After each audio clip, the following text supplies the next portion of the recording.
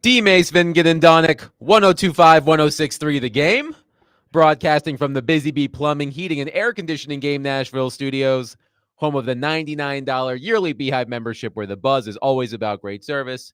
Derek Mason and Adam Vingan live here in Nashville. What up, what up? Willie Donick joining us from the Great White North, lovely Edmonton, Alberta, Canada, where the Predators have been basically living for the past day and a half and will continue to live there until tomorrow night when they face the Edmonton Oilers.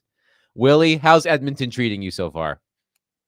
Very nice. Edmonton is nice and balmy. Got down into the freezing temperatures, but walking around in the 40s, you'll take that every time here in Edmonton. I have been in Edmonton where it has been minus 38 Fahrenheit. Whew. Minus 38. That is the all-time record that I, Willie Donick, have experienced live in my lifetime. Not really looking forward to that again. So when you're in Edmonton in November, that's not bad as opposed to February. Willie might remember this. Several years ago, the Predators played on two separate road trips, back-to-back. I feel like it was either Wednesdays or Thursdays in January in Winnipeg.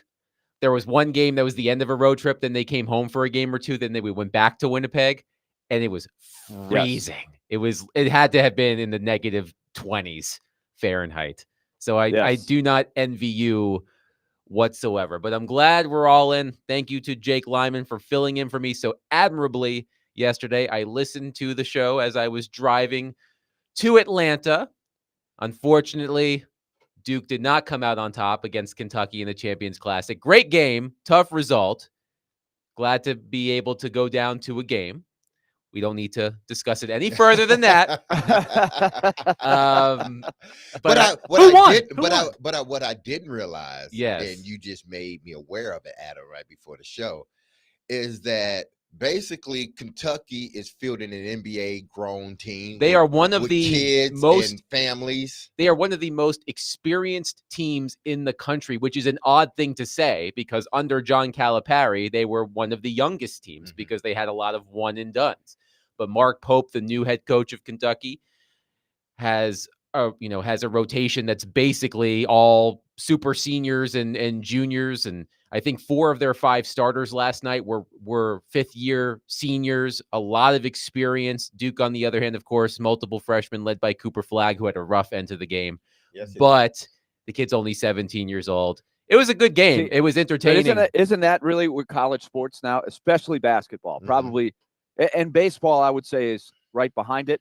Football, other than Ryan Williams, right? If you're 17 or 18, it's not easy except for the freaks to come in and help you right away. So older guys have always kind of helped in football with the numbers. But in basketball especially, how often did we talk, D-Mace, last year about Coach Cal? Yeah. And he wanted the super freshmen. He wanted the guys who were going to be first-round picks. But it got to a point, or it is at a point now, where that is not the best way to win. The all Fab Five kind of team cannot beat a group of experienced 21, 22, 23, sometimes 24-year-old guys who have been in college for 4 years. It's a mismatch in a lot of ways, especially early in the season. Yes. Yeah. Listen, when you're going against dads, it's hard to beat them. Okay, well, we all know that. Like playing our sons, when they're going against us to the point, they're not gonna win. They're really not. Because we're going to put that man, that father strength on them. And that's what Kentucky is. A bunch of dads. One guy looked like he drove a minivan that had a kid and wife at home. The other guy looked like he had 3 kids and a wife at home and was a consultant after the game. So he looks like he has an accounting job right after. So this is the old-looking team, man. But, hey, you're going to win how you going to win this year or in college basketball. The only 2 one-and-done centric basketball teams that I can recall winning the national championship were Kentucky's team with Anthony Davis and Duke in 2015 had multiple one and dones. Yeah. But that was before the NIL and before the transfer rule, right? Before and the COVID rules, which allowed you to stay in college for 6 years, maybe even 7. Sometimes 9. Sometimes 7. Diego Pavia is going for double digits. I think if he wins the lawsuit, which he didn't, by the way. Sometimes people make a career out of it. Yeah. There's literally a kid in Miami Thornton that has Mellon. 9 years in college. Yeah. Thornton Mellon is a great example from back to school. Rodney Dangerfield. Remember when he did the triple Indy? He had to be 60-something years old. He was still in college. But he still had eligibility. He did. He was on the reserve. There are college athletes looking like Steve Buscemi in that meme that everybody posts. How are you doing, fellow kids? That's basically some college athletes at this point. But on my drive to Atlanta yesterday, I listened to the show. You guys did a great job. And we've spent so much time talking about the Titans' brain trust. Ran Carthon, Chad Brinker. You can also mention Brian Callahan as well. And, of course, Amy Adams Strunk. And as I was driving and listening to Derek and Jake talk football, I was thinking to myself specifically about Amy Adams Strunk and how unavailable she has been in terms of answering questions. I consulted my Titans research department, a.k.a. Jared. And I talk about that. Yes, but I asked, has Amy Adams Strunk ever taken questions in a traditional news conference setting since becoming controlling owner? He told me no. So unless you two can remember a time when she did, according to Jared, who has, for all of his conspiracy theories and such, has a sharp mind for remembering these sorts of details. So Jared, according to Jared, Amy Adams Strunk has not taken questions in a traditional news conference setting since becoming controlling owner of the Tennessee Titans. I recall that she did a one-on-one interview with Teresa Walker of the Associated Press after she fired John Robinson in December of 2022. She did not hold a news conference, but she did sit down with Teresa. I also remember that when the Titans hired Brian Callahan, she read a prepared statement, but left the podium and took 0 questions. And then, well, actually, this is before she hired Brian Callahan, when they fired Mike Vrabel, Ran Carthon, who had no, as far as I know, had no part in that decision, was the one that had to answer questions about the firing of Mike Vrabel. So Amy Adams Strunk, other than doing one interview with Teresa Walker of the Associated Press, has not taken questions from an independent reporter or done a traditional news conference since becoming controlling owner of the team almost 10 years ago. And normally that doesn't matter, right? But in a time like this, I feel it is incredibly important for Titans ownership to speak to what is going on with this team. So first, I want to throw out this question to our listeners at 615-737-1025. You can call or text on our phone lines driven by WilsonCountyHyundai.com. How important is it to you to hear from Amy Adams Strunk with the Titan season going the way it's going? Because I understand, Derek, that not every owner is going to be Jerry Jones, who is not only the owner, but the general manager of the Dallas Cowboys. I texted a friend of mine yesterday who covers the Cowboys, and I said, does Jerry Jones do a news conference after every Cowboys game? And he said, quote, after every home game for sure. He's mostly stopped doing it after road games. Then he has a radio show twice a week, Tuesdays and Fridays. So Jerry Jones, for better or worse, is available. I remember when the New York Jets fired Robert Saleh earlier in the season, their owner, Woody Johnson, took questions from reporters. He did a conference call. And how did that go? How was that gone for Woody? It didn't go. He is probably the most lampooned owner in sports right now. He is a joke. The Jets fans want him out. Absolutely. So it doesn't go well. This is part of my answer. I think if you're not good at it, then it probably does you more harm than good. Don't you think? There are way more infamous owners that you know than good owners. Right. When you think of those infamous owners, the ones that are in your mind's eye, that you can conjure up, mostly it's the owners that are known for the wrong reasons.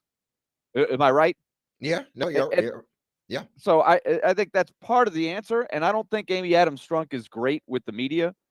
So I'm more of the communicate with the fans, maybe through, open letters.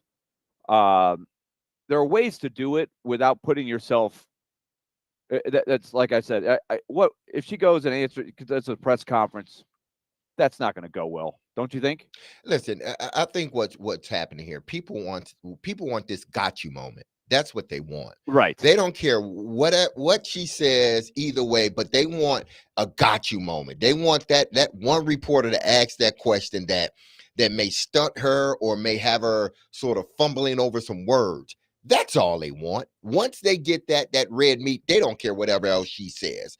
To me, owners outside of Jerry Jones, it may be at times Robert Kraft, but he usually is not out there, talking about his franchise, because his franchise is used to winning. So what more does he have to say? It's usually Belichick was, out in front, or Belichick was out in front and nobody else. When you look across this league, and this is why, when this is brought up, it's like, I need to hear her talk. I need to hear her say something. Explain to me, why do you want her to talk, and what could she say to make people change how they feel about her either way? Because those that don't like her already are going to be looking for red meat. Those that do like her are going to probably dismiss or overlook a lot of what she says. So to me, why do you want this? Do you want the I got you moment? Because there's not many owners in this league that is going to get up there and speak every year, once or twice a year. They may get up there during the owners meetings, and they may get up there and take questions on the side, but not a lot of owners are getting up there 2 or 3 times a year talking about their franchise. There's one thing that I do that I thought she dropped the ball on, and that was with the firing of Mike Vrabel. She should have been there to answer questions. She should have been the one that answered the questions. Absolutely. Because that was his first year. That was Rand's first year. He did not make the decision to fire Mike Vrabel. He did not make the decision to fire Mike Vrabel. That was truly, she dropped the ball on that, no pun intended. But she dropped the ball on that one. Everything else, I don't care whether she talks all day, every day, or none at all. Listen, don't you think the message is being relayed from her to Rand Carthon, from her to Brinker, however you want to sort of put the hierarchy, her, Brinker, Rand Carthon, her, Rand Carthon, Brinker, to ultimately Brian Callahan. The message that they're sending is the message that she's putting out to them. So you're actually, what they're saying is what she's thinking to me. I don't need her. If she did it once a year, I would be satisfied. That's all I need. I think here's the issue that some Titans fans may have with this. I think there is vagueness, if that's the right word. There's some vagueness. There's some haziness about the hierarchy of the Titans. How? She's already told everybody what the hierarchy is. But because Rand Carthon has not been readily available to reporters, and people listen to our station and listen to other forms of media that talk about the Titans, I believe that there is a perception of Rand Carthon that he is an empty suit. Rightly or wrongly, there is a perception of Rand Carthon that he is a GM by name only. So why blame him for anything that goes wrong when it comes to drafting people? See, we can't have it both ways. And I know that's not what you're saying, Adam. Right. But that's sort of the perception. And that perception gets pushed out and pumped day after day after day. So if indeed that is the case, why do we get mad when a draft pick doesn't work out? If he's just a empty suit, y'all can't have it both ways. Right. I'm either one way or the other. It's like either he is the GM, like people are saying, or like a lot of people are saying, he's not the GM and he's the empty suit. Well, if that's the case, when things go wrong, don't look to Rand Carthon and start blaming him. That's all I'm saying. Willie, before you chime in, we do have a text from Jeff, and he actually brings up a point that I wanted to bring up. He said, when was the last time Predators owners took questions in a news conference ending? When do most team owners? They've hired people to do that for them. That, in part, is true. But let's focus on the Predators for a second, because this was something I was thinking about as I was formulating this topic. I used to do a Predators fan survey every offseason when I reported on the Predators regularly. And after the 2021 season, which was the season they lost in the first round to the Carolina Hurricanes, the 56-game COVID-shortened season, I asked a question. Would the Predators benefit from having a visible owner who spoke directly to fans? Around 60% of the respondents said no, the Predators would not benefit from a visible owner who spoke directly to fans. I asked the same question the following year after the Predators were swept out of the playoffs by the Colorado Avalanche. 79.3% of respondents said yes. It went from 60% no to 79.3% yes in one season. Why? Because the team was on the downswing. With this Titans team that is struggling mightily, that people believe that fans believe they were told that this team would be competitive, despite all of the projections, Willie, that this team was not going to be good. When the Titans spent that money in the offseason, they presented this message, and we've talked about the messaging. They presented this message that they were going to be competitive. They're 2-7. Who knows how many more games they're going to win this season. And I feel like when all of this has gone on, when how the team has played may run counter to what fans thought they were going to get, I think you want to hear from ownership more so than when the team is winning. But you have to be able to be natural and effective at doing it. It's got to be part of your personality. Let's take Mark Cuban, for example. It's part of his DNA. He wants to be the guy to communicate. He wants to talk to the fans. He's natural at it. He's good at it. That's way different than Amy Adams Strunk, who grew up not even being interested in the Oilers, from what I'm told. You know, she's not a public figure. She's not a public speaker. So she's not going to do well at that. So what does she need without being that? Okay. I do think Ryan Carthon absolutely should be out front way more than he's been. Way more. He needs to show that he is the leader, that he's going to lead this team through the weeds, through the forest, and out the other side. And if he can't do that, he's not going to make it. He simply will not. So he's got to buy himself some time by being the leader. And then the other thing that is missing from the Titans, and always has been, they do not have an executive, never have, who can take the spot of the owner, speak for the owner. Sean Henry has been that guy for the Predators for a lot of time. The Predators have an ownership group. They do not have one owner. They have a group of owners who all have their own eyes, they all have their own brains, and they have a chairman that has changed over time. And so they are not owned by one guy. They haven't been since Craig Leopold owned the team. And he was very out front, very outspoken. It was natural for him. So every situation is different. But if you don't have an owner for who the tough times is willing and effective at going out in front in the public, you need that ambassador, that executive, and the Titans do not have that. And that is a sore missing spot for me. Was Steve Underwood not that for the Titans? That predates my time. He was terrible at it. He was terrible. But he was in that position, though. Most of the time. Okay. He reluctantly was in that position. He was a lawyer. He was much more concerned about the fine print of the lease and, whether they were getting all the money from the city they were supposed to get. He was not comfortable doing that. And albeit that's a tough job working for Bud Adams, because Bud Adams was tricky, especially as he started to age, about what was going through his mind each and every day. That he was you think Amy Adams Strunk is a wild card. Bud Adams was the ultimate wild card, especially as he got up there in age, because who knows what was going through his head day in and day out down in Houston. 615-737-1025. This is my question to all of you, and some of the responses are already pouring in on our text line driven by WilsonCountyHyundai.com. How important is it to you that Amy Adams Strunk is more visible, especially at this time when there is a lot of uncertainty about the direction of the Titans franchise? 615-737-1025. We will get to your responses next, but before that, this week's Nashville's Best Deal of the Week is Fat Bottom Brewing Company. Enjoy their long-awaited release of their barrel-aged Noel Christmas Ale just in time for the holidays. Get half off a $100 gift card now at theGameNashville.com/deals while supplies last.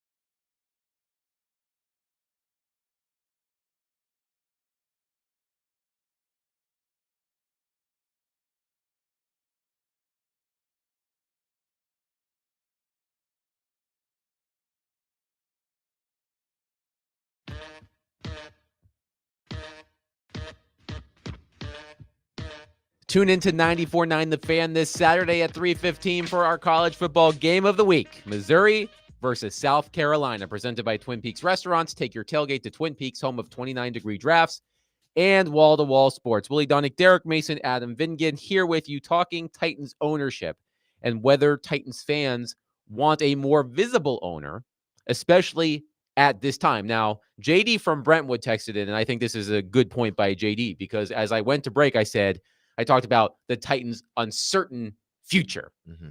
And he said, Adam, you asked about Amy speaking due to the uncertain direction or uncertain future of the Titans. She may not think the direction is uncertain at all. Losing games in uncertain direction are two different things. That is true. It would be very helpful to hear from Amy Adams-Strong to know what was the direction of this franchise this season. Because what is something that we have talked about a lot? Were they rebuilding or were they trying to be competitive? They spent all of this money in free agency. The word from Rand Carthon in the few interviews he did, Brian Callahan, it sounded like this team expected to be competitive. It is not competitive. It would help to hear from the owner to hear what she thought the direction of the franchise would be and what her employees told her the direction of the franchise would be. I understand what is being said. I get it. And, I had to go back. First, let me say this. The direction of the team, people may not like this and they may not want to hear it, but we know the direction of the team. They've told us, they said, well, now, whether we agree with it or not, they came out and said it wasn't a rebuild. You know who that came from? The owner. That's the owner. They can't say anything that the owner doesn't okay. Again, I'm going to repeat that because they don't own the team. Now, they can, but they're going to end up getting fired. They can't say anything that's contrary to what the owner's thinking. So whatever they're saying, the owner has told them or they're all in agreement with. So this notion of, well, we don't know the direction of the team and this and that. Yes, you do. People, use your ears. Listen. And I know y'all are great listeners. Just listen. Best believe the message coming from Rand Carthon is not Rand Carthon's thoughts alone. It's not like Rand Carthon is just going out there talking and not talking with Amy or we're not talking with Brinker, and he's just telling you what his vision is. We're not rebuilding. He can't say that. Just people, think about it. Take your feelings out of it. Just think about it. If you're married, okay, let's just break it down to simple forms every day that people can understand. I'm married. You're married. Absolutely. Willie's married. I've been married. Okay. When you're married, there's one message that come out of that house, right? Typically it's one message. And that one message has to be agreed upon with the parents. Now, if it's not, then y'all really don't have a good relationship.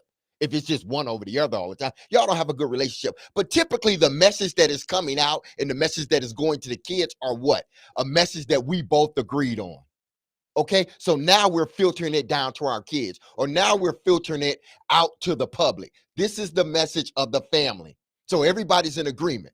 So can y'all understand it now? Basically, that's what this is.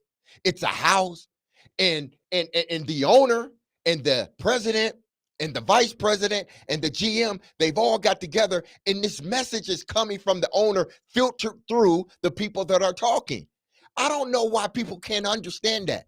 The message is, listen, I'm not going to say I agree with, but they were not rebuilding. Maybe they should have said they were rebuilding, but the message was, and it came from the top, they're not rebuilding. They're trying to win. So what is people missing? I don't understand it. People try to make things so difficult when in actuality, it's not. The words are right in front of your face.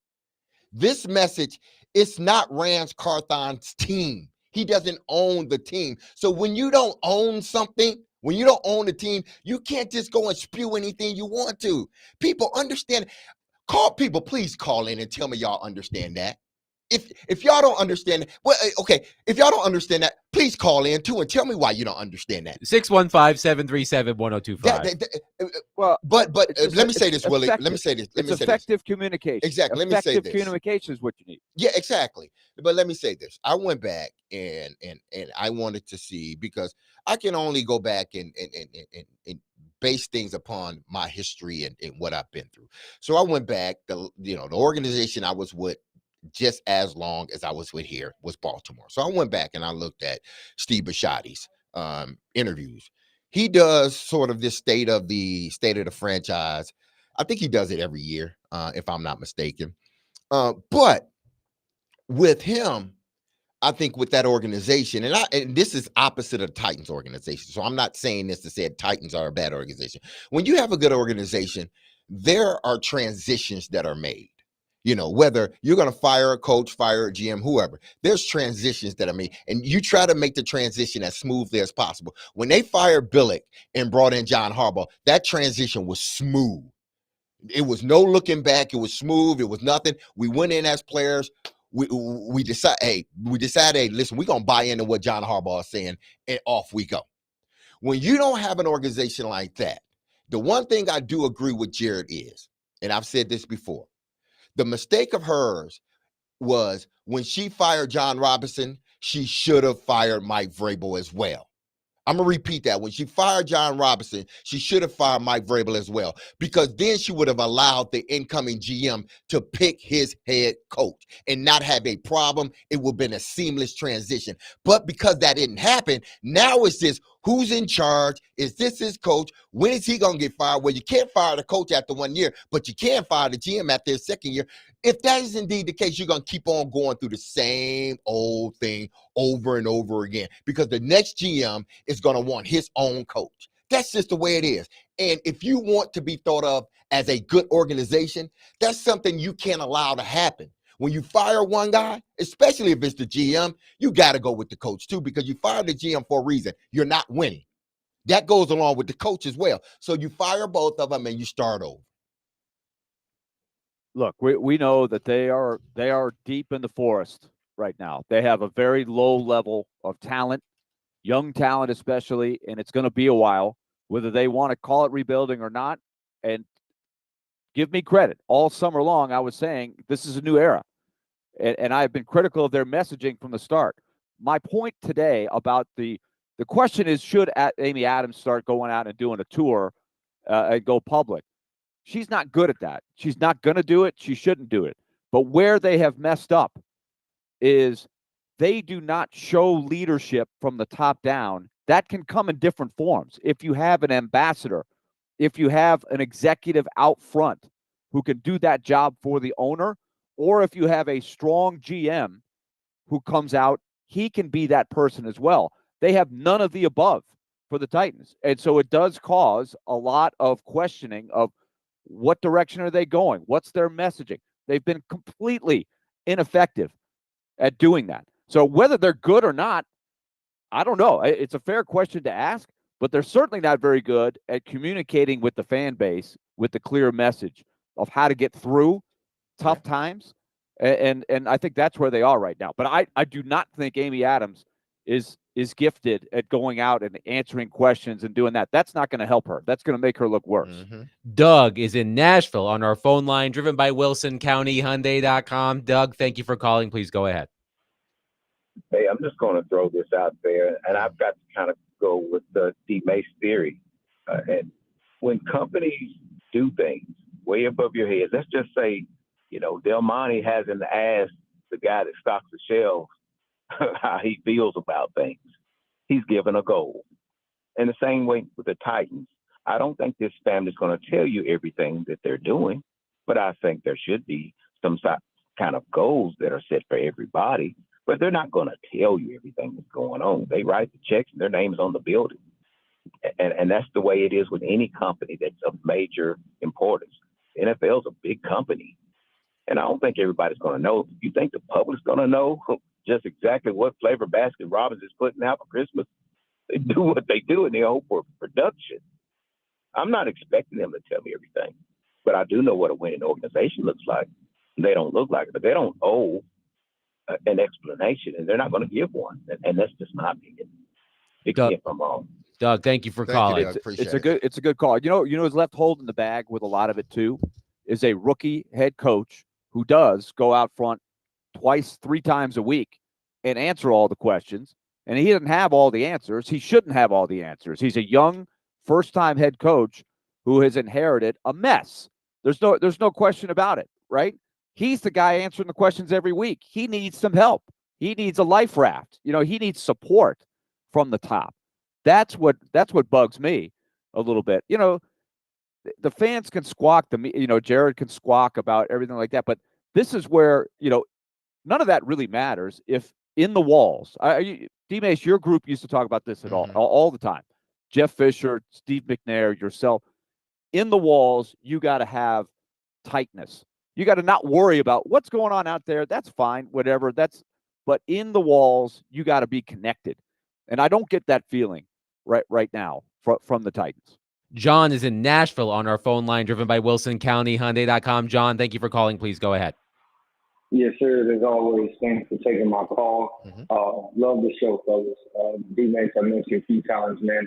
Anyway, I'm going to hop right in, man. It's we're going down this timeline. I think if we go back when J-Rob got fired, it's almost like to say, if we'd have beat the Eagles that day, she would still fire J-Rob. And I just don't think that's the case, right? So when you put that into account, it's like, all right, did she fire him because there was an unspoken rule? Hey, if we lose to the Eagles, John, you're out. Because that's what it seems like. Bringing it to the last caller's point, I understand D-Mace's message about one family, right? And the message should be one message. But the message isn't that way. And to the consumer, because I am a season ticket holder, I don't want to spend my money on the product that I'm watching, and then I have zero information in terms of where the team is going.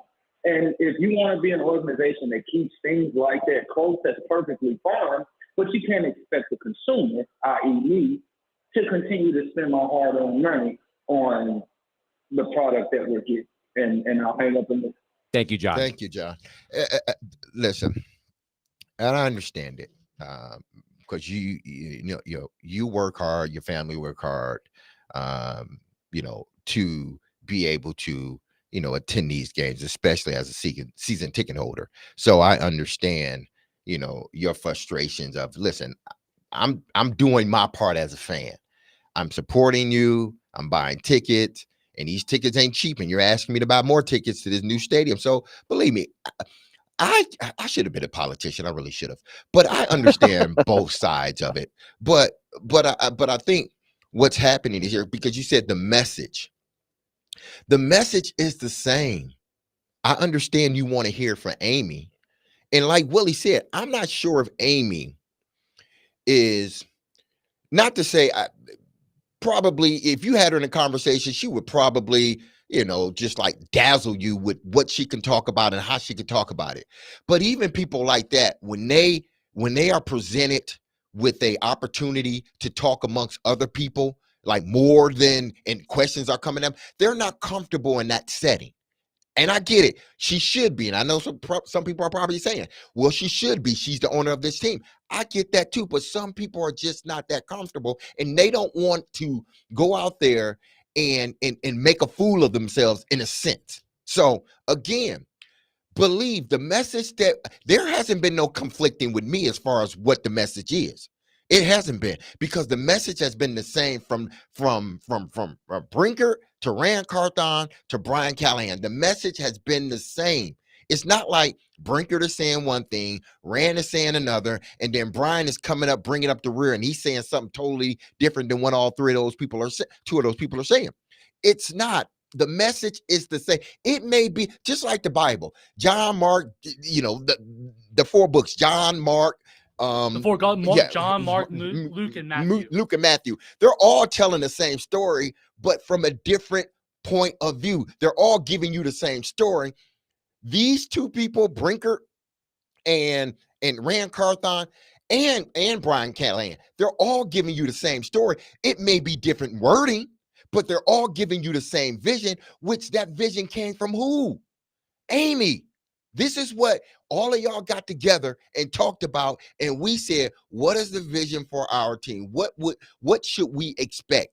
What should we tell the fans? Okay, everybody's in agreement. This is what Amy wants to be filtered down. Everybody's in agreement. Whether I may agree with all of it or not, Everybody's going to push this message out. So again, I don't understand when people say, well, I don't know what the message is or the messages are different. No, the message is not different. It's the people that are saying it is different, but the message isn't different. Just listen to them. But I get, people pay their hard-earned money, and I respect that. And they don't have to come to these games. And you're building a new stadium, and I've said, you asking people to pay for these new seats, you better have a winning team once you go into that stadium. So I understand all that. But my thing is, the message is the same across the board. I don't understand where people are sort of, it's not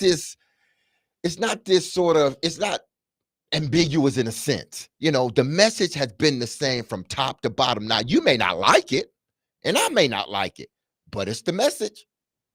615-737-1025. We'll continue to take your thoughts and calls and texts on this all show long on our phone and text lines driven by WilsonCountyHyundai.com. Coming up next, Chris Mason, Predators television analyst, will join us. We'll look back to the game against the Avalanche earlier this week. We'll look forward to the game against the Oilers tomorrow. But before we get to that, tune into 1025, 1063 The Game tonight for Vanderbilt men's basketball. The Commodores take on California, which, Willie, is a proud member of which conference?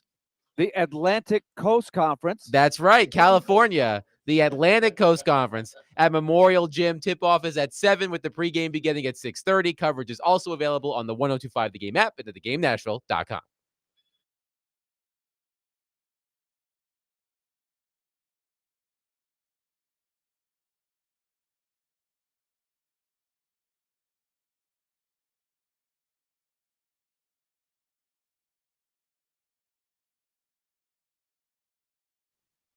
Let's talk Lee Company. I'm out here in Edmonton. The Predators resumed the road trip. Big 5-gamer against the Edmonton Oilers. Oh, they're tough. They won in overtime last night out here.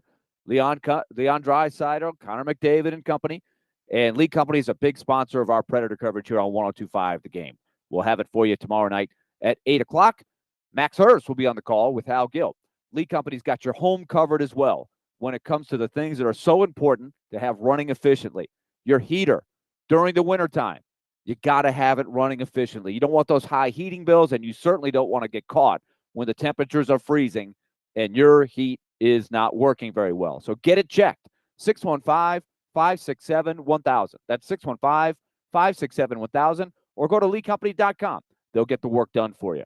We have a year-round relationship with them in the Donick House. Ask about their home maintenance plan. Lee Company, proud sponsor, Nashville Predators, 615-567-1000 or leecompany.com.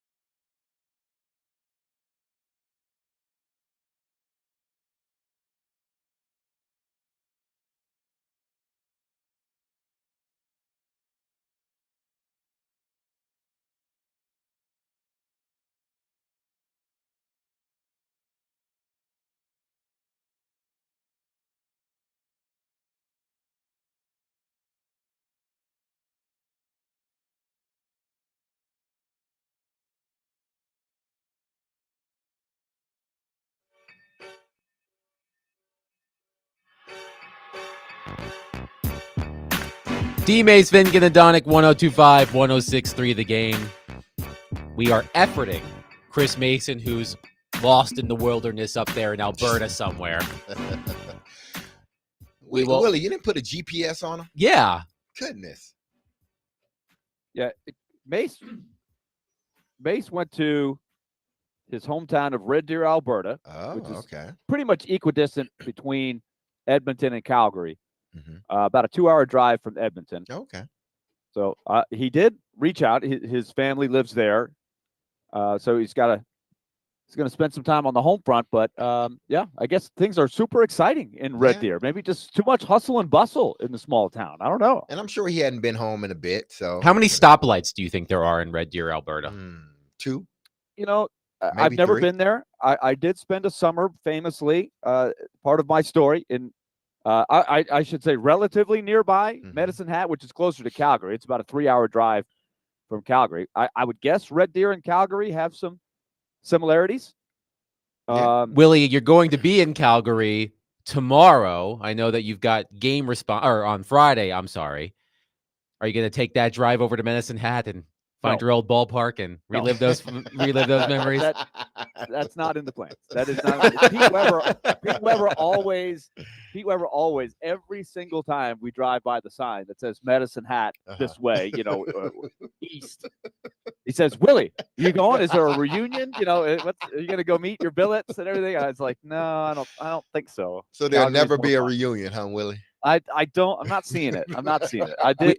I have adventures of a lifetime from Medicine Hat, but I don't see myself going back there. Okay. We will get back into the conversation. Yeah, Mace has just texted me and said he is unavailable at this time, even though he said earlier today that he was. So I don't know. So too much excitement, I guess, in one day. Yeah, when you get with your family, you don't know what I want you to do. What I want you to do, Willie, is tomorrow night when you're on the air, you're doing your intro with Chris.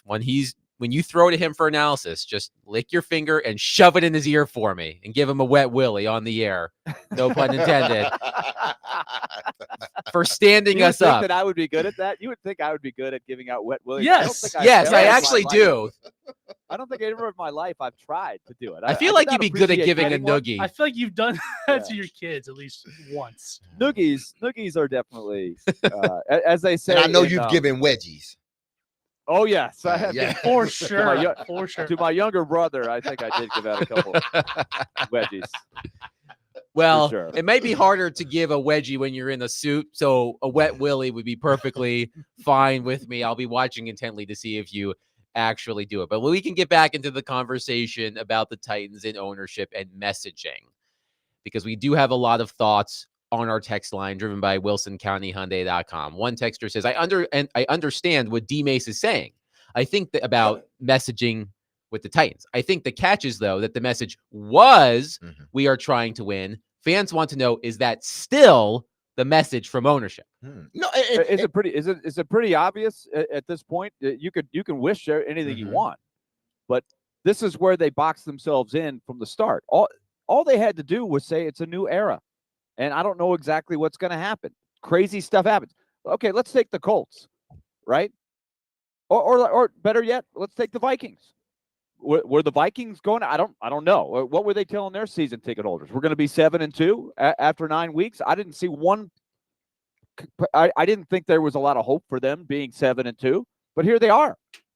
You don't have to set expectations necessarily, but I think the Titans in particular should have said, look, we just had a tremendous era with one quarterback, a franchise running back, and the same coach, a leader, a special leader that headed up the secondary, won a lot of games. We're turning the page on that era. We don't know what's going to happen. There are great stories in the NFL every year of teams like the Vikings who haven't come together, and it's a fun story. We might be one of those teams. We might not. But to have the narrative sort of take it and run of we spent all this money in free agency when historically that doesn't work in the NFL. It doesn't work. Spending the most money in free agency is not the way to build a winner. It simply means you don't have your own homegrown talent that you're building around. That was the message that they missed awfully on. They let it become about the money. Money doesn't equal wins. No, it you're does right. Not. You're right about that, Willie. And I said yesterday, listen, free agency doesn't win you championships. It wins you games. Yeah, it can win you games, but it doesn't win you championships. What wins you championships is drafting well and building up that draft. Right. And Everybody spends the same amount of money. Exactly. Everybody spends at the end of the day the same amount of money. It's a salary cap. Exactly. So you have to start to build up your cupboard first before you could think about, winning championships. And right now their cupboard is really bare as far as guys that they've drafted, guys that can help them, for more than a year or two.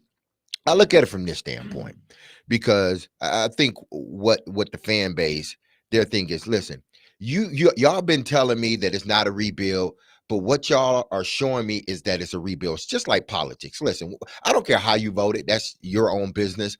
But if you are a Democrat, you lost because you kept telling people what you were going to do, but people were looking like, well, I'm only going by what's being done. There's nothing that's benefiting me that's being done. You can tell me what y'all going to do or what y'all need to do, but I'm here. The things that y'all are showing me that y'all are doing, it's not working. So we need to go somewhere else or somebody else that's going to show us and not just talk about what they're going to do. That's the Titan fan base. We heard that this wasn't a rebuild. We heard that. And we bought it for a minute. But what we're looking at is a team that is bad, a team that is more so in rebuild mode than they are in win mode. So stop telling us. That's where I get to, no matter what Amy tell y'all right now, outside of her just coming out and say, hey, listen, we're starting over from scratch. And I guarantee you, if she said that, y'all would be mad that she said that. Okay, they just want to hear. They just want to see what's being done. They want, okay, yeah, you're talking about it. We understand that, but talking only going to get you so far. Okay, y'all need to start doing. And right now, y'all are not doing, which is sort of convoluting the message that is being sent out because you're telling us one thing, but you're showing us another, and that's not going to work. So I agree with the fans based upon that. The obvious point too. It was riding on how good Will Levis played, and Will Levis has played very poorly. He's 31st out of 32nd in starting quarterbacks. Name me a team that could have quarterback play like that and be competitive. None. And that was a possibility with all the money spent and everything that you had, and no foundational pieces around him that were established, right? None, other than, say, Jeffrey Simmons, and you could write a very short list of good players that were already on the roster. So to couch it as, hey, we're going to be competitive. You don't know that. Not when you have a second-year quarterback who has had a few good games. They probably oversold Will Levis. And they probably are pretty shocked that he is not only not taking a step forward from last year, he's taken a step back. So what did you think? That had to be baked in to the possible tracks of where this season was going. And that's where their messaging failed. They should have thought about all different ways it could go, and this was one of them. Willie brings up Will Levis. I understand that our next guest, Jonathan Hutton, has a Will Levis rant that he'd like to get off of his chest. And I thought, what better venue for that than here? So we will talk with Hutton next, and we will hear his thoughts on Will Levis and more. 615-737-1025. Tomorrow, it's your chance to participate in Preds Pick to Click. If you correctly guess a Preds player that scores a goal in the Preds game tomorrow night against the Oilers, you win a pair of tickets to an upcoming Preds home game. Participate with Robbie and Rexroad tomorrow morning at 8:45.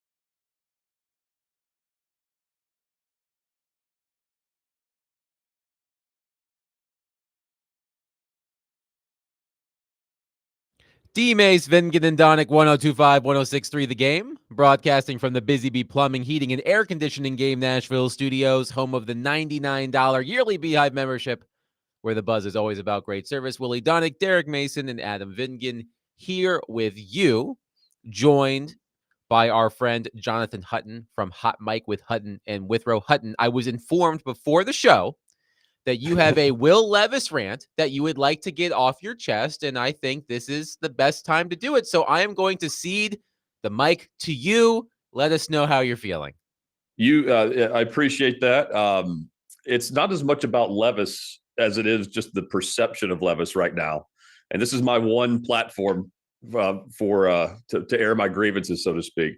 And it's not about DVD. Let me say that. It is almost Festivus after all. So if you want to air your grievances, now is the time. Here we go. So this isn't aimed at DVD. It's not. It's not a specific show on the game, but listening to various programs and reading social media posts from a few of the other shows and hosts, it's been bugging me how we entered this Titan season with a standard from ownership, from the front office, from the head coach, from the quarterback about evaluating Levis and if he's the guy. And we wanted to see the Professor Brian Callahan teach the calculus course to his quarterback. And all of a sudden, I'm listening to some of the worst attempts at pretending we didn't just discuss expectations for Levis every day for what was too long of an off season. Some radio savants are even claiming that anyone like me who's comfortable turning the answer in before we've seen the conclusion of the death march of a not mathematically eliminated season is doing Will Levis and this franchise and Titans fans a disservice. But for not being patient and seeing, seeing if this all just clicks into gear, maybe that's a fault. But we're watching something that is much closer to what feels like the third hour of Oppenheimer than binge watching the third straight episode of Ozark here. Ozark was a damn good show. Ozark is a very good show. It's a here's a hot take for all of you, by the way. Oppenheimer was walk out. We could walk out on that one. This is an aside. You mentioned Ozark. I'm not a huge Jason Bateman guy. I'm just gonna throw it. I'm just not a huge Jason Bateman guy. I don't know why. I'm just not. Anyway, Hutton, please continue. Well, so let's. I will call this the IQBI, the incomplete quarterback but improving spin zone. I like it. Kind of a mouthful. They brought preachers instead of professors to tell everyone it's okay to have a stepping stone for an NFL quarterback instead of like climbing a staircase, because the class schedule, if the professor is in, has abruptly changed for Team Titan, and somehow it's not quarterback calculus anymore, like we talked about in May, in June, July, August. It's now the course that I was required to attend to begin college. My ass was in remedial math. And I had a professor that helped me improve in some areas. But you know what I didn't have? I didn't have a higher grade. I didn't have anyone trying to spin my C- performance into a positive result by calling into sports night and saying, well, this guy showed up to class today, so let's not fail him just yet. I mean, he's from a small town. He went to a public school. So, yeah, I mean, we know it's already the middle of the semester. He should be past the first chapter of the textbook, but we're going to need more time to determine if Hutton is a mathematician. Maybe he'll wake up and be smart the day he takes his final. And guess what? I went to class. I passed some tests. I moved on to university studies across campus. But to this day, I will not be called a mathematician. So I'm hearing this, well, Will Levis, he's showing improvement. He didn't throw a pick this week. He's protecting the ball. He completed those screen passes and he hit a big play to Calvin Ridley. This guy may be a QBI calculus major after all. But guys, haven't we seen what we've seen to determine the grades are in, regardless of what we see from here? In August, all I heard was 20 starts. The guy needs 20 starts. We're coming up on that. The other spin zone that Willie and I were talking during the break, there's this Geno, Sam, and Mayfield book that the preachers turn to. Chapter 1, verses 5 through 8. It says, Geno Smith, Sam Darnold, and Baker Mayfield, they took time to grow, learn, and eventually play well. When did that chapter and verse become the bar? We just read the book of Tannehill. We may have we attempted to move on as a fan base, media, and as an organization to the New Age Testament. But if we're only saying a franchise quarterback is on the same level as those three, then break the bank for Sam Darnold and then re-sign Will Levis in 2028 when he's reaching their veteran age. So, look, guys, I'm for the sake of my sanity, what I'm hearing, but not all, but some. I feel the need to point out where we were versus where we are. Let's get this right. The offseason was about Levis's opportunity to show he can be the Titans franchise quarterback, not the average quarterback. And calling it average is grading on a curve right now. And the Titans can't waste time waiting on him because a large group of fans won't waste their money. And the GM and the head coach know it's valuable time for them right now. The clock is ticking. They need to show signs of being good or they'll be gone. Amy Adams Strunk doesn't sit around. We're not going to be shocked anymore if she decides to move on from anyone. And so, they can remain hopeful and they can push these expectations. But somehow I'm hearing that at worst, the grade is incomplete, that the conclusion is, it's still not in yet. The conclusion that is the worst for the organization is the incomplete grade. It sets up what I have said and what we discussed. The biggest fear is that this regime change to the new age progress stalls. And then 2024 rolls over to 25. So if he happens just to continue to be one of the 11 on the field, he's not going to be the one. And the IQBI, the incomplete quarterback but improving campaign, marches on another year, selling hope, and then repeat the course all over again. It's frustrating for me. So, and by the way, he can have a great performance. He did against Atlanta. That will not make him the leader of the offense instantly, but we will hear that. Don't you worry. Before Derek responds to that, I just want to say, Hutton, that was such an impassioned sermon. I think you have a second career as a televangelist waiting for you. Yes. Please put your hand on the TV screen if you're watching on YouTube. We will pray together. Listen, Hut, I think you're spot on. And typically, we all know this. If you got an incomplete, when the grade is turned in, eventually it's going to be a failing grade or damn near failing grade. We all know that. Yeah. There's never been an incomplete. Yeah, there's never been an incomplete that I know of, and it came out to be an A or a B. That has never happened.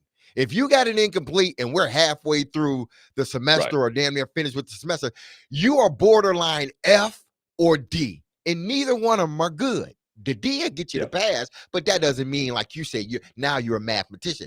My thing with Will Levis is this, because Adam and I talked about this the other day, because people, pointed at his QBR. I don't care what his QBR was, because I know quarterbacks, and Adam, put the list of quarterbacks that had lower QBRs, but you watch the game and you looked at the numbers still, like, that's winning football. Even though their QBR was lower than Will Levis's, that's winning football. What Will Levis is playing now is safe football. I don't want to make a mistake football, knowing that if I do, I am out of here. This thing, to me, Hut, it's over with. I want him to finish out the season. I do want him to finish out the season because I don't want the fan base to be fooled once again.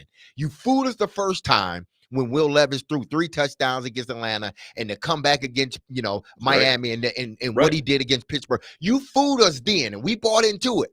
But now, let him play it out. Please don't get injured. Let him play it out because I don't want to get fooled again. And what his grades are telling me now is that he's a D student and he's not going. If he passed, he's barely going to pass, which means we don't need him as our quarterback. He's not the guy. Well, Mace, well said. And by the way, I know that not everything is a Will Levis problem, but I haven't seen Will Levis step up and be a solution either. Quarterbacks who are granted a low bar for performance, they're in the league and they're on rosters as backups. And to me, any signs of improvement require him to overcome this remedial course. Take a seat in a real class, with the quarterback savant that is Brian Callahan. That is the point of hiring him. And they're content. Just don't turn it over today. I mean, that's weak. It's week 11.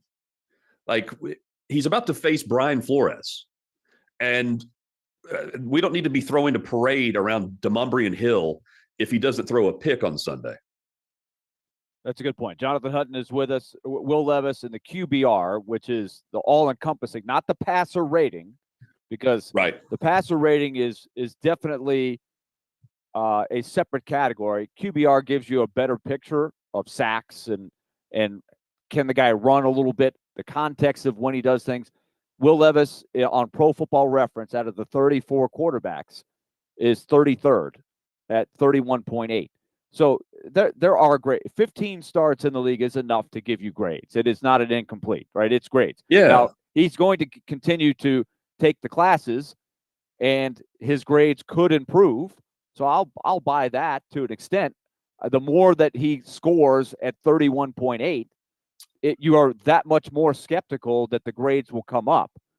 So I think that's where I agree with you wholeheartedly there, Hutt. But let's bring up Darnold for a second, because there are those that, and Adam, we're going to bring up this article a little bit later, that have circled Darnold and said, okay, here's a Vikings team that's 7-2, but they've drafted J.J. McCarthy. Next year, they're probably going to hand the reins to him. That's the plan. They've publicly said that's the plan.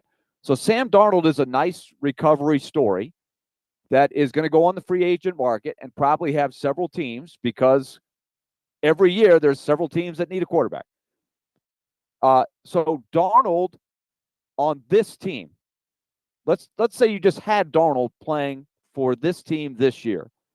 How much better do you think the results were? And consider that you'd be paying Darnold, let's just say, what do we think it would be? 25, 30 million? Sure. To have Darnold as your quarterback? Like, if you get teams competing, it could be more than that, right? It could be 30, 35 million. So bang for your buck. What would Darnold at 35 million look for this team? He'd be no worse than Ryan Tannehill, who made 40 million last year. And he'd be way better. I guess, so where does that get you is my question. I think that's I mean, if what we've done and what I've heard is we're hearing, if Mason Rudolph, if he would have started Chicago, did they win the game? Yes. I mean, he keeps you in games. I'll tell you what he does. He scores in the second half for this team. I would hope so anyway. But they had an opening drive touchdown. They had a late touchdown to end the game. And in between, Willie, this offense did absolutely nothing. Callahan's offense, 17 points again. And, a whopping 3 points in between those possessions, and those bookend possessions that didn't even feature on 4 possessions a first down. They didn't convert a third down until the second possession of the second half. So, I mean, I get that the defense is not stepping up when they need to, but when the storyline of the game, and it is the storyline of the game is we're pointing to a play in the second quarter that screwed them over and they couldn't overcome that. That the refs had it in for them in the second quarter. They determined the end result. I mean, at least what I've seen from Sam Darnold in Minnesota, paired with an offensive-minded and a quarterback coach and a play caller, he should be doing way better with the results than we've seen, paired with a defense that has, done well keeping points off the scoreboard overall. Okay, here's my counter to that, because I think, and I just saw the Colts are going back to Anthony Richardson. Okay? They are.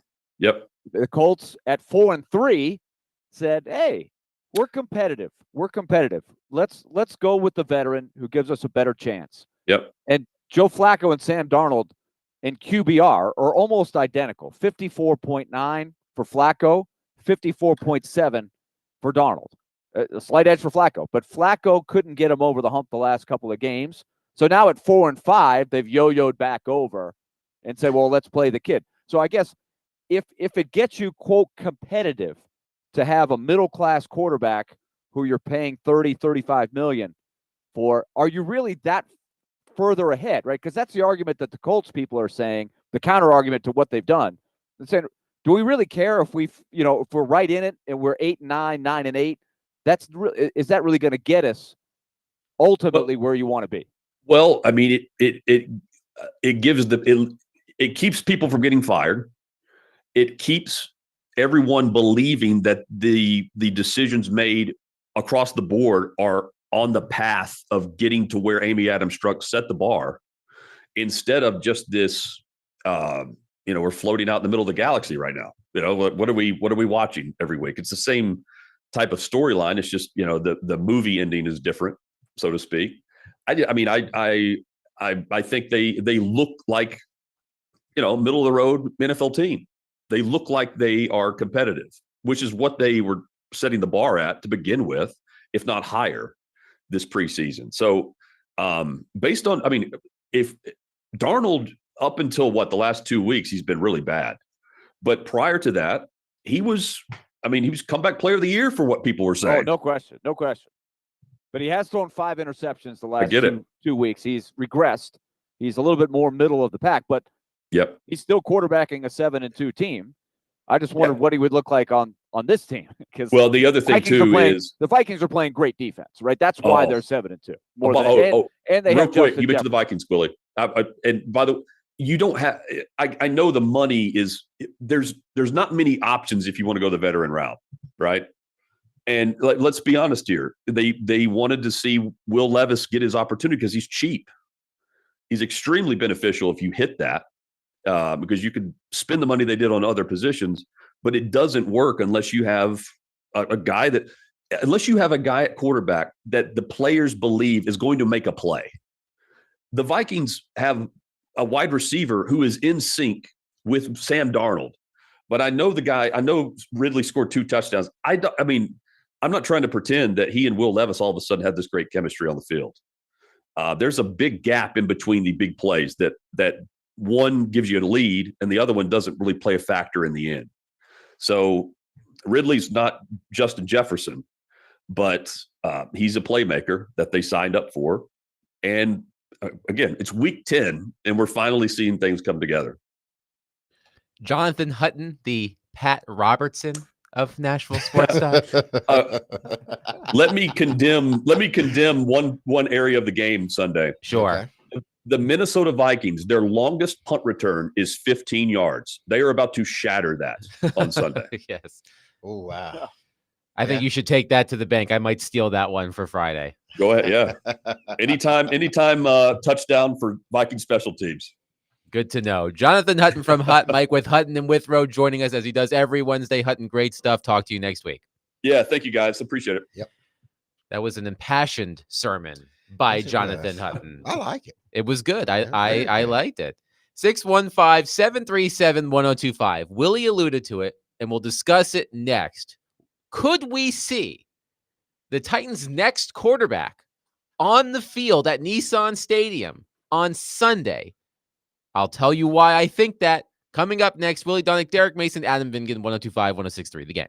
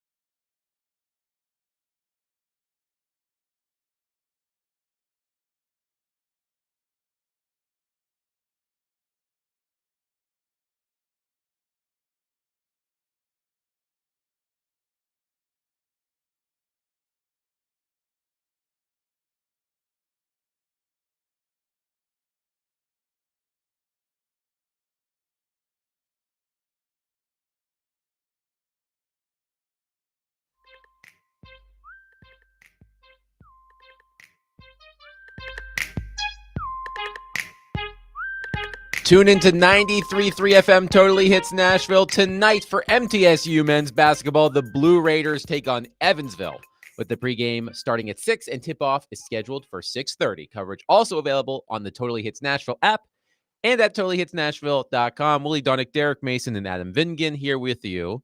Jerry is on our phone line driven by WilsonCountyHyundai.com with a comment on Will Levis. Jerry, thank you for calling. Please go ahead. Hey, John, how are y'all doing today? Good, thank you. Pretty good. My first point is, do 95% of the quarterbacks come in, are they remedial? And on Will Levis, did they misdiagnose that he can't read the defense or do proper film studies, and the coaching staff needs to bring someone else in to fix that problem before he can make it to the field? Thank you for calling, Jerry. Derek, why don't you take that one? Listen, I'm not going to get into whether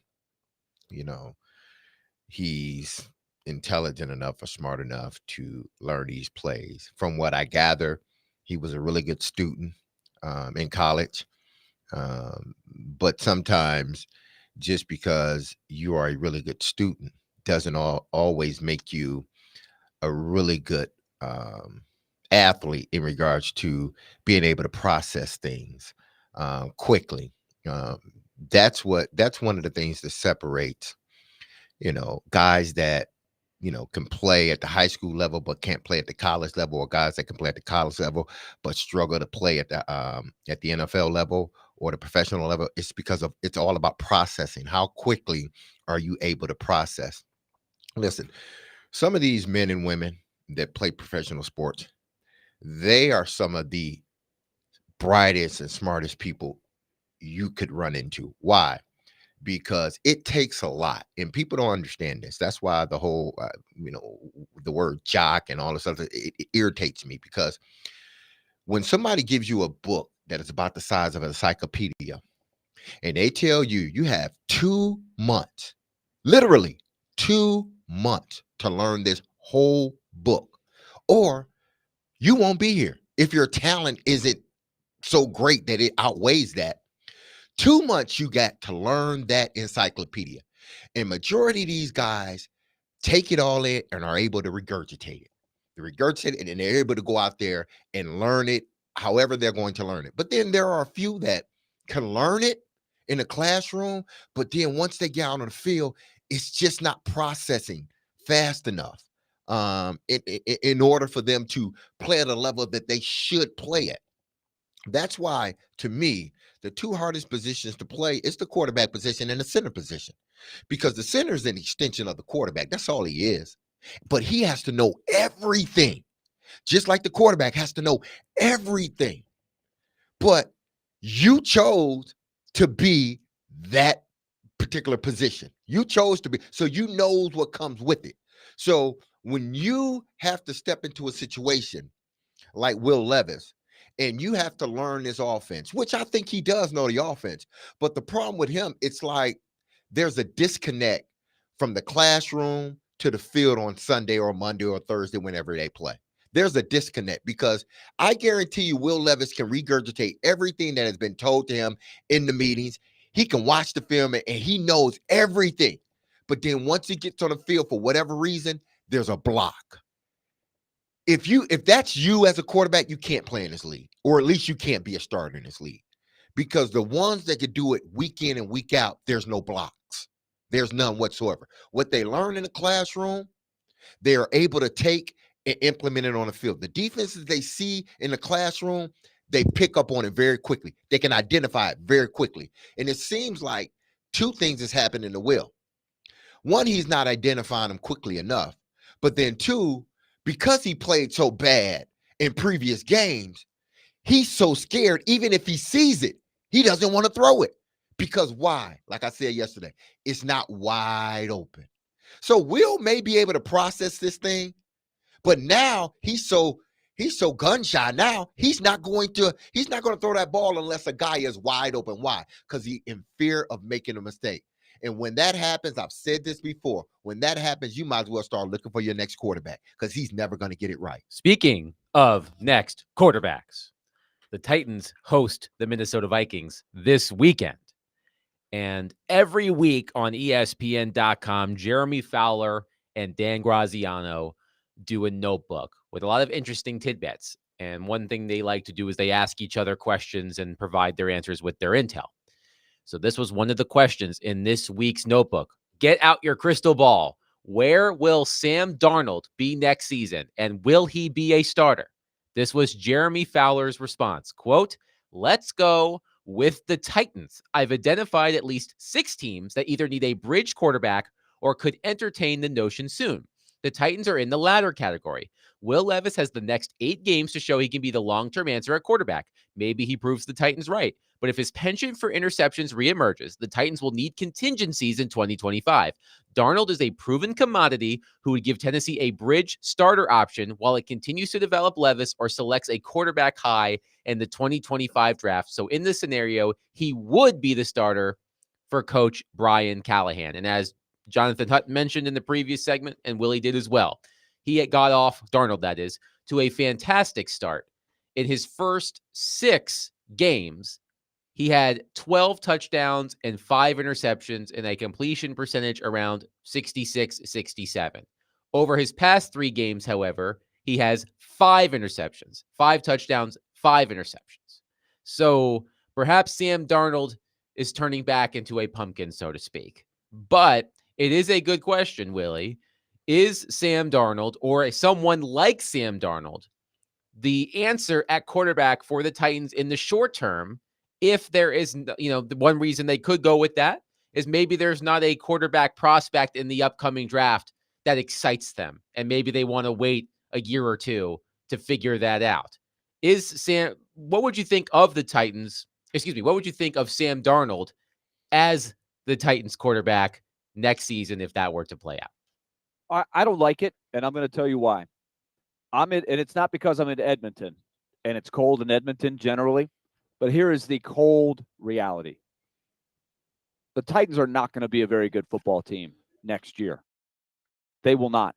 And I think that is the high probability. There's always a chance you can be the surprise. But looking at where their roster is right now, I don't think there's anything they can do in free agency and another draft that are going to fix all of the holes that they have. There's too many holes. Let's take Sam Darnold. You just mentioned it. He's got 10 interceptions, which ties him for the league high right now. He's also been sacked 9.1% of his dropbacks. He's got 10 interceptions, and he's number 9 in the league at sack percentage. Of course, number 2 is Will Levis. Does that sound like a good fit on this Titans team with this offense? I don't think so. That's not going to elevate you. I also think Sam Darnold, on the free market, you're going to have to probably overpay, just like you do for most free agents. So $30-35 million for Sam Darnold. Best case, does that make you a 6 or 7 win or 8 win team? Maybe. Where does that really get you? I think it's a series of bad choices, but I don't like the buy-in. So here's my question for you, D. Mace. Mm-hmm. What has a better chance of happening? What's a better allocation of resources? Option A, pay Darnold $30-35 million, and he leads you to the playoffs. I don't know if that can happen. Okay, but what has a better chance of happening? That or a cheap Will Levis on the rookie contract, making basically nothing, has the light go on, and the team improves a little bit to mediocre. The worst case with the Levis option, as bad as it sounds, is you stink again, you pick high, and you have still infinite amount of options to go with your next quarterback. The worst case with Darnold as option A, you're a 6, 7, 8 win team, and you pick 10th to 15th. And you've tied yourself to Sam Darnold for the next couple of years, paying him way more money, who's, at the end of the day, Sam Darnold is a mediocre quarterback. Can I go with C? Neither. Okay, because I understand what you're saying, Willie. And if I had to pick one or the other, it would be, hey, listen, let's just continue to go with Will Levis, not having to pay him much. Listen, be upfront with the fans. And if he doesn't play well, at least you're in line for whatever quarterback is coming out that year. That's if I had to pick one or the other. I wouldn't do Darnold because, again, listen, Darnold is who he is. He's going to play some good games, but then also he's going to throw you interceptions. Listen, do you want to pay 35, 40 million? Because, listen, if he gets Minnesota to a playoffs, end up being a free agent at the end of the season, Minnesota says, you know what? We're going to go with our quarterback, that we drafted last year. We're going to go with him. And thank you, Darnold, for your services, but we're going younger, and we think he's a little bit better than you. He just led a team to a game. Let's just say that. He's going to command at least $25 to $30 million. I believe his salary this season is $10 million. Exactly. So he's going to want double that or damn near triple that. Okay. Is that worth having him? Because you're still going to be in a position to draft your quarterback this upcoming year. You're going to be in a position to draft one of these top 2 quarterbacks, I believe. So do you do that and say, let's sign Darnold? Because you got to sign him to a contract of more than 1 year. It's got to be a 2 or 3 year deal, more like a 3-year deal. So you draft your quarterback, you have Darnold. Now you got to hold on to him and pay him money, and then you're not letting your young quarterback play. To me, if you're going to do it, you might as well just do it, clean it, and do it. You stick with Will Levis for now. He doesn't seem like things are going to change that much. Yeah, he may play a little bit better here and there, but the fact remains he doesn't look like a franchise quarterback, and I don't think it's going to change. If it changed, then great. I think that's what some people are at. They don't want to be wrong, so they kind of on the fence. No, he's not going to be a franchise quarterback. No, I don't believe he will. He's not gonna exactly. Be. He's not so my thing is, ride with him the rest of the season. Put yourself in a position to draft either Cam Ward or who I loved, Shedeur Sanders. Draft one of those guys and then start the clock over and let the fans know, hey, listen, this is where we're headed. We got a new quarterback. Other things have changed. We are a team that is looking. It's going to take us some time, but ultimately, before we move into that stadium, we will have a winning product on the field, one that you can be proud of. Do it that way. I think the fans are more inclined to stay with you a little bit longer. But if you go get Darnold and then say, oh, we're not going to draft a quarterback, we're going to get Darnold, we're going to wait the next following year, the fan base, because the minute you start losing, the fan base is going to look at you like you're crazy, like you had an opportunity to go get a franchise quarterback, and you skip that opportunity to get a veteran guy that is okay at best. 615-737-1025. Let's bring that question to all of you. If given the choice, would you rather have Sam Darnold or another free agent quarterback, a Sam Darnold-like player? No, I think we're talking about Darnold. Okay, so let's keep the guy that's going to be out there. So let's just. There's nobody else. Who else is going to be out Justin there? Fields. I think Justin Fields is the only other one that I could think of. Fields. Jameis. That's a different one. Oh yeah, Jameis. All right, but let's keep it to Darnold. Yeah, let's keep it to Darnold since that's what we brought up. So would you rather, Titans fans, have Sam Darnold as your starting quarterback next season as a bridge starter, or go back to Will Levis, or I suppose draft the next quarterback high in the draft and start that quarterback? So options A, B, or C. Which one? C. Everybody's going to say C. Okay, so we're just going to go with B then. Okay. I think we should do A or B. Okay, A or B. The price tag is the key. Yes. Price tag is the key. And that's a whole nother story of D-Mace bringing up C, like Caleb Williams, who's struggling mightily right now. Caleb Williams is way down there in his QBR and his overall effectiveness. Bryce Young is these are the number 1 overall pick. So there's a death trap out there too, right? If you draft high and you miss on a high first round pick quarterback, which the Titans have experienced. So let's just focus on Darnold. Let's do it. I have taken Willie's constructive criticism. Yeah. I've taken his notes. He is the veteran here. I think that's a good point. So let's just focus on that. Would you rather next season have Sam Darnold as your quarterback or another year of Will Levis? How about that? 615-737-1025. Those are your two choices, A or B. Would you rather have Sam Darnold as your starting quarterback next season or Will Levis? We'll take your thoughts on our phone and text lines driven by WilsonCountyHyundai.com. 615-737-1025. Willie Donick, Derek Mason, Adam Vingan, 102.5-106.3. The Game.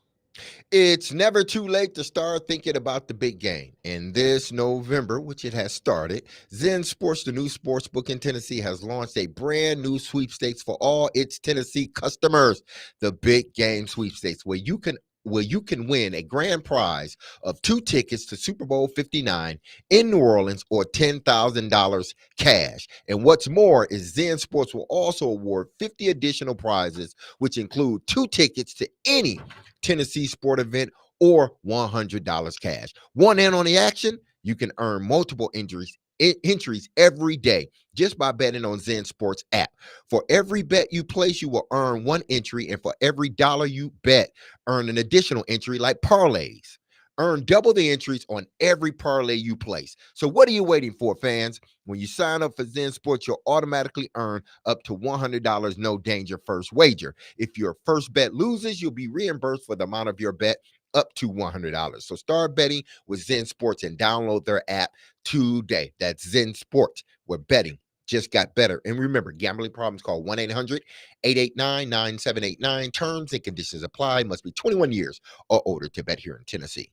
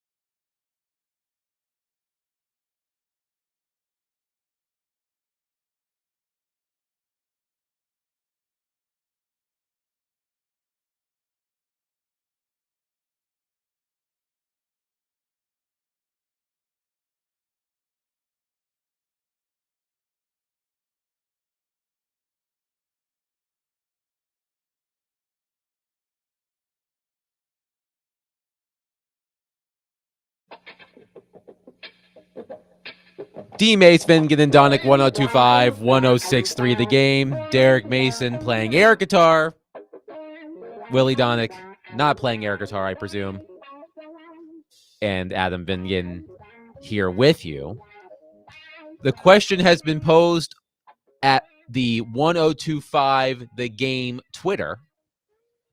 Titans fans, who would you rather have as the team starting quarterback next season, Sam Darnold or Will Levis? You have until the end of the show to vote.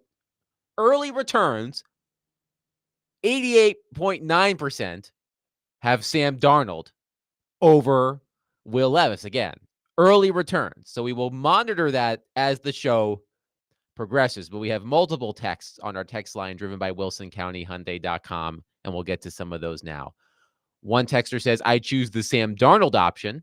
Have to change the culture. If Amy is willing to spend the money, no one in their right mind should be choosing Will Levis. Another texter says, why would you go get Sam Darnold over just letting Mason Rudolph do it? If you need a bridge, Rudolph is fine for that. Raymond in Franklin says, as a Steelers fan, I vote stay with Mayo Magic. Winky smiley face. Let's see. Justin from Greenbrier says, neither one really, but if I have to choose, keep Levis. I think he needs to be the one. I don't want the Titans to draft a quarterback this draft, though. If we have that high pick, turn that pick into multiple positions. So a wide range of opinions on this question, Willie and Derek. Yeah, listen, I guess I can say it's not surprising because, this is a sort of a hot button topic. The Titans organization, their brass, and then obviously, the quarterback. And we're going to have various opinions. Some people, as you have said, Adam and Red, some people are, hey, let's go to Darnold and get our franchise quarterback. Some people are saying stick with Will Levis, build around him, and get some picks for this year's draft, because you're going to finish at least in the top 10, at worst, at the top 10, I believe. So people are saying package it and get more picks and build around Will Levis. And listen, I'm not going to, sit here and poo-poo anybody's sort of opinion that they have, because it's across the board. So one thing we can say, there's not a true 100% consensus, even though the percentages are leaning toward just stick with Will Levis or so far, again, very early in the voting. So these skew the numbers, but it is all right. So again, we just posted the poll. So there are only 27 votes so far. 77.8% say Sam Darnold over Will Levis. If you have to choose one. So Adam, if you're voting for Sam Darnold, yes, you are basically telling me that you believe that the Titans could be a really good team next year. Yeah. I think one thing that Titans fans might be thinking in this question, and if you are, you can text and confirm my suspicions. There are Titans fans that are just done with Will Levis. They don't want anything to do with Will Levis. Once the season is over, cut bait. So you're going to need a quarterback. But as you talked about with Jake yesterday, Derek, the draft analysts aren't super high on this quarterback class. There's questions about Shedeur Sanders. There's questions about Cam Ward, Carson Beck, Jalen Milroe. You can keep going on down the line. There's no there's no sure thing at quarterback in this draft. So I think Titans fans are thinking, well, we don't want to draft a quarterback because we don't want to waste that high pick on, I'm just throwing a name out there, Shedeur Sanders, and he doesn't turn out to be the truth. So get Will Levis out of here. Sign a competent quarterback to play while we bide our time to find that quarterback in the draft. But to Willie's point, Darnold is competent enough that you're going to win more games and therefore put yourself out of position to draft that quarterback. And even in that scenario, Willie, the scenario of, listen, let's not pick a quarterback at the number one. If indeed the Titans do get the number one pick, trade out of it and pick up, more draft picks. And obviously you got more players that you can choose out of this year's draft. But I think even in that scenario, if you are indeed picking number one, I'm sure you don't want to go no further than number 3. You got to look at the teams that potentially are in this mix. How many of those teams need a actual franchise quarterback? Some people don't need it because their quarterback is so young that they're still working through Are that you process. saying which other teams that are bad need a quarterback? Exactly. Well, let's look at Let's look at our favorite website in the world, Tankathon. Jacksonville has a quarterback in Trevor Lawrence. They regardless of what you think about buyer's remorse may be setting in, but they have a quarterback. The New York Giants need a quarterback. Giants need a quarterback. That's the one. Titans need a quarterback. That's 2. Cleveland. I don't know how much wiggle room they're going to have. Yeah, it's like just put them on the side. Right. Cleveland's on the side. The Raiders, they need a quarterback. That's 3. The Patriots have a quarterback. Yep. The Saints need a quarterback. That's 4. The Jets probably need a quarterback. So that's 5. Yes. Carolina, probably. Well, they've got Bryce Young, but you sold up Bryce Young. They're going to do it again with Bryce Young on their roster. But what I'm saying is that those teams that you named, those teams are not worse than the Tennessee The Titans. only one, so right now, according to tankathon.com, great website, by the way, the only 2 teams picking ahead of the Titans in the draft are the Jaguars, who have a quarterback, and the Giants, who need one. Okay, so but you can package it. Remember what the question is. The question is Darnold or Levis, and I like the little nuance that the guy texted in and said, how about just Levis/Rudolph again? Remember the price. The price tag for Darnold is going to be $25 or $30 million. But why are the Vikings 7-2? Darnold has given them steady play. He's been okay. He's 18th in QBR, 54.7. That's solid. He has been a nice story. But let's also see how he plays in the second half of the season, because he has dipped a little bit, right? He got a lot of headlines the first 3 or 4 weeks, but he's regressed some. But to me, he is a middle of the road quarterback who, if you're going to win because the rest of the roster is elevating him. He's not elevating the rest of the roster. He is not going to elevate a bad Titans roster. That's a disaster waiting to happen. And next year, the Titans are not going to have a great roster. I don't care if they go out and spend another $100 million in free agency. It's not going to get there. They have too many holes. So I think option B is better, of just sticking with a very cheap allocation at quarterback, working on the rest of your roster, pick high. I'd rather be average to mediocre, or bad or mediocre, with maybe Levis growing into mediocrity, which I think is his ceiling now. Like, realistically, he's not going to become a star quarterback. But could he be a Sam Darnold or an Andy Dalton or somebody like that? That's not completely unrealistic. But what is unrealistic is that Sam Darnold is magically at $30 million going to all of a sudden make you a good team. It's not going to happen. Do they print Hallmark cards for that? Congratulations, you've graduated to mediocrity. Well, what's the ceiling? What's the ceiling next year? I sound like Michael Jordan. The ceiling is the roof. But what's the ceiling on next year's Titans team? It's not very high. Okay. They're not going to be good next year. Okay. So how do you position yourself to be good in 2 years? I think that's the better question now, where you are. Okay. And those are really good points, Willie. But I think the caveat is in all of this is that, again, one, is the fan base going to stick with you if you do that?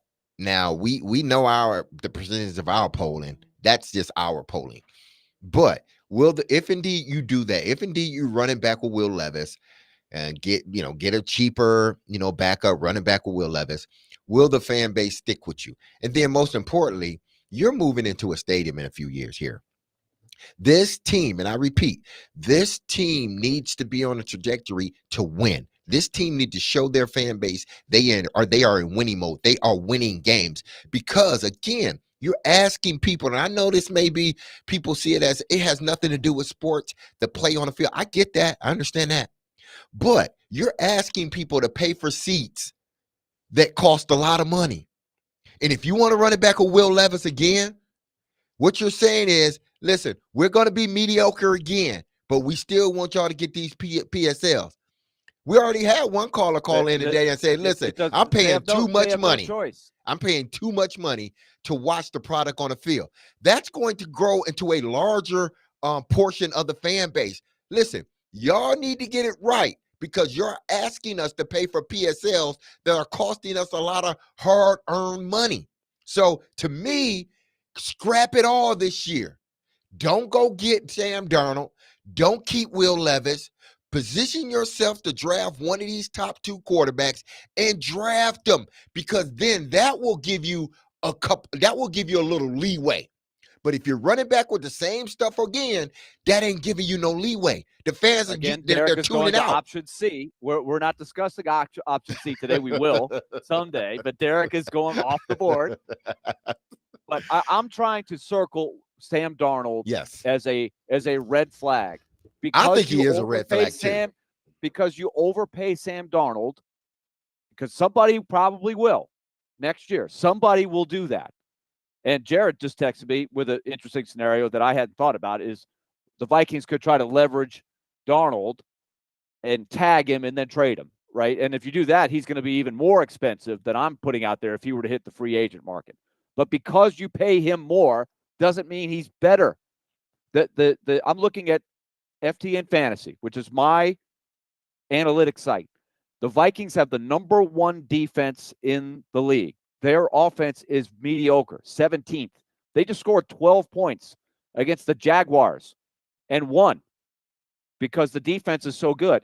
Sam Darnold is not lighting the world on fire. He's throwing to one of the most electrifying wide receivers in the game, which is giving them a chance to be just good enough on offense, and they have great defense. It will be a completely different story if he's making more money, getting paid like a good starter on a bad team. That is a disaster waiting to happen. He is not the answer. That's my only thing today. I'm not saying Will Levis is the answer or Mason Rudolph's going to be the answer. I'm saying be realistic about what you can get when you pay a mediocre quarterback. 615-737-1025. Please continue to text us as we discuss this. By the way, the poll at 1025 The Game, which will be live through the rest of the show. Sam Darnold at 72.7% over Will Levis. We'll see how that changes over the course of the remainder of the show. But coming up next, Mitch Light of The Athletic will join us to talk college football. We'll talk the latest college football playoff rankings and more. Willie Donick, Derek Mason, Adam Vingan, 1025, 1063 The Game.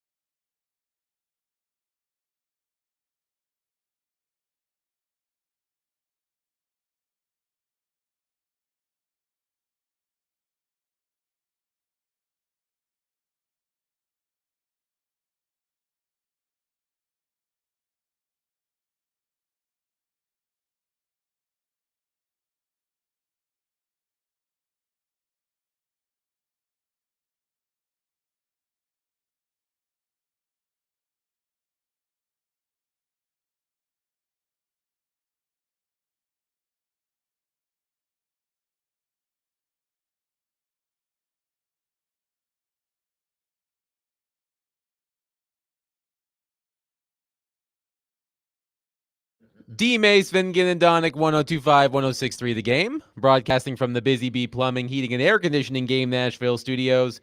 Home of the $99 yearly Beehive membership, where the buzz is always about great service. Willie Donick, Derek Mason, and Adam Vingan here with you, joined on our phone line, driven by WilsonCountyHyundai.com, by Mitch Light, college football editor at The Athletic. Mitch, it's always good to talk to you on a Wednesday since the college football playoff rankings come out on Tuesdays. We saw the second edition of these rankings last night. What are college football fans and analysts looking at the most in the second edition of the rankings? Yeah, well, good afternoon, gentlemen. I personally, the thing that stood out to me was Georgia at number 12, and therefore pushed out in the bracket, as number 13 because of Boise State would getting the automatic bid. And, you can push back and say, well, that doesn't really matter. They beat Tennessee, they're back in there. But I spent all off season saying Georgia's schedule, playing those 3 very difficult road games at Texas, at Alabama, at Ole Miss, gives them some wiggle room. They need to be rewarded for that schedule. They lose a couple games, it's okay.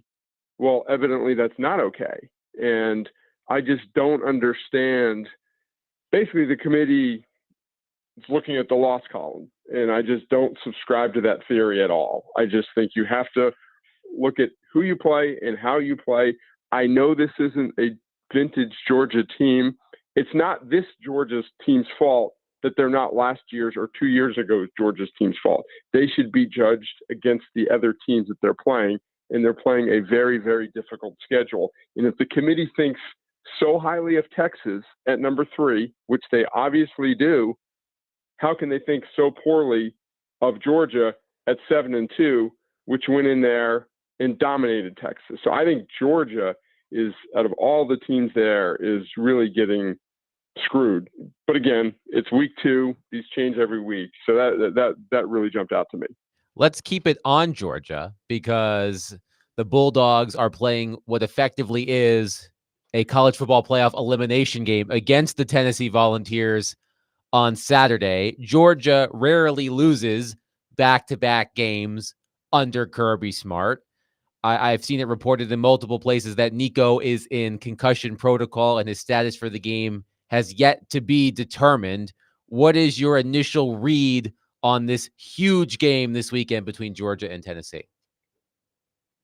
Yeah, obviously, the situation at the quarterback position is huge. I mean, Nico has not had the season that we all thought he could, but he, clearly gives them the best chance to win when he is playing well. He is a dynamic quarterback, and, Gaston Moore has done some good things at the quarterback position, knows the offense well, but clearly Nico gives him the best chance to win. I can't sit here and tell you that, I know if he's going to play, if he's in concussion protocol, it could go down to Saturday morning. Truly, we don't know. There's a lot of ways to look at Georgia. Looking at them, just watching them play again, they got dominated in that Ole Miss game. You say, what's wrong with Georgia? They're clearly not as good. Carson Beck is making a lot of mistakes. And here's a stat that jumped out to me. I was just, I'd like to do a little show prep for you guys, and at least 2 minutes of it. And they have 2 games this year where they're averaging under 4 yards per play offensively. 2 times this year. They had none such games in the last 6 seasons. So 2 games this year where they've averaged under 4 yards per play, none in the past 6 seasons. So it's kind of a group effort offensively, injuries on the offensive line. To me, you look at them, they don't scare you at the wide receiver position. I thought Ladd McConkey, he got a lot of praise last year, and I'd love Derek's input on this, someone who played the position. I thought he was one of the more underrated wide receivers in the SEC in the past 3 or 4 years. The dude was just always open. And maybe you say he was always open because, they had skill position guys everywhere. But I thought he was great. And I think Carson Beck is him. Yeah, clearly Brock Bowers in the middle of the field and all that stuff. So I just think, Carson Beck is, and Bruce Feldman had a good story at the Athletic the other day where he talked to other SEC coaches and personnel, NFL personnel of Brock Bowers, and part of it's just he's not playing as well. Part of it's the offensive line. So the opportunity is there for Tennessee. I get the psychology of it. I mean, I know Tennessee fans will say, "Oh, I hate that Georgia lost. They're going to be angry." I take the other side. I'd rather play a Georgia team that's not good enough to go into Oxford and win. But it's a lot of different ways to look at it. Georgia's favored considerably. I think a lot of that's with the Nico injury news baked in there, but obviously an enormous game. Mitch, what do you make of Penn State? Now, some people are sort of up in arms that Penn State was ranked this high in the college football playoff rankings, seeming their schedule was pretty soft. But they did lose to Ohio State by less than a touchdown, I believe. And that was a tough game, but still many look at it as, man, they haven't played a real top-notch schedule.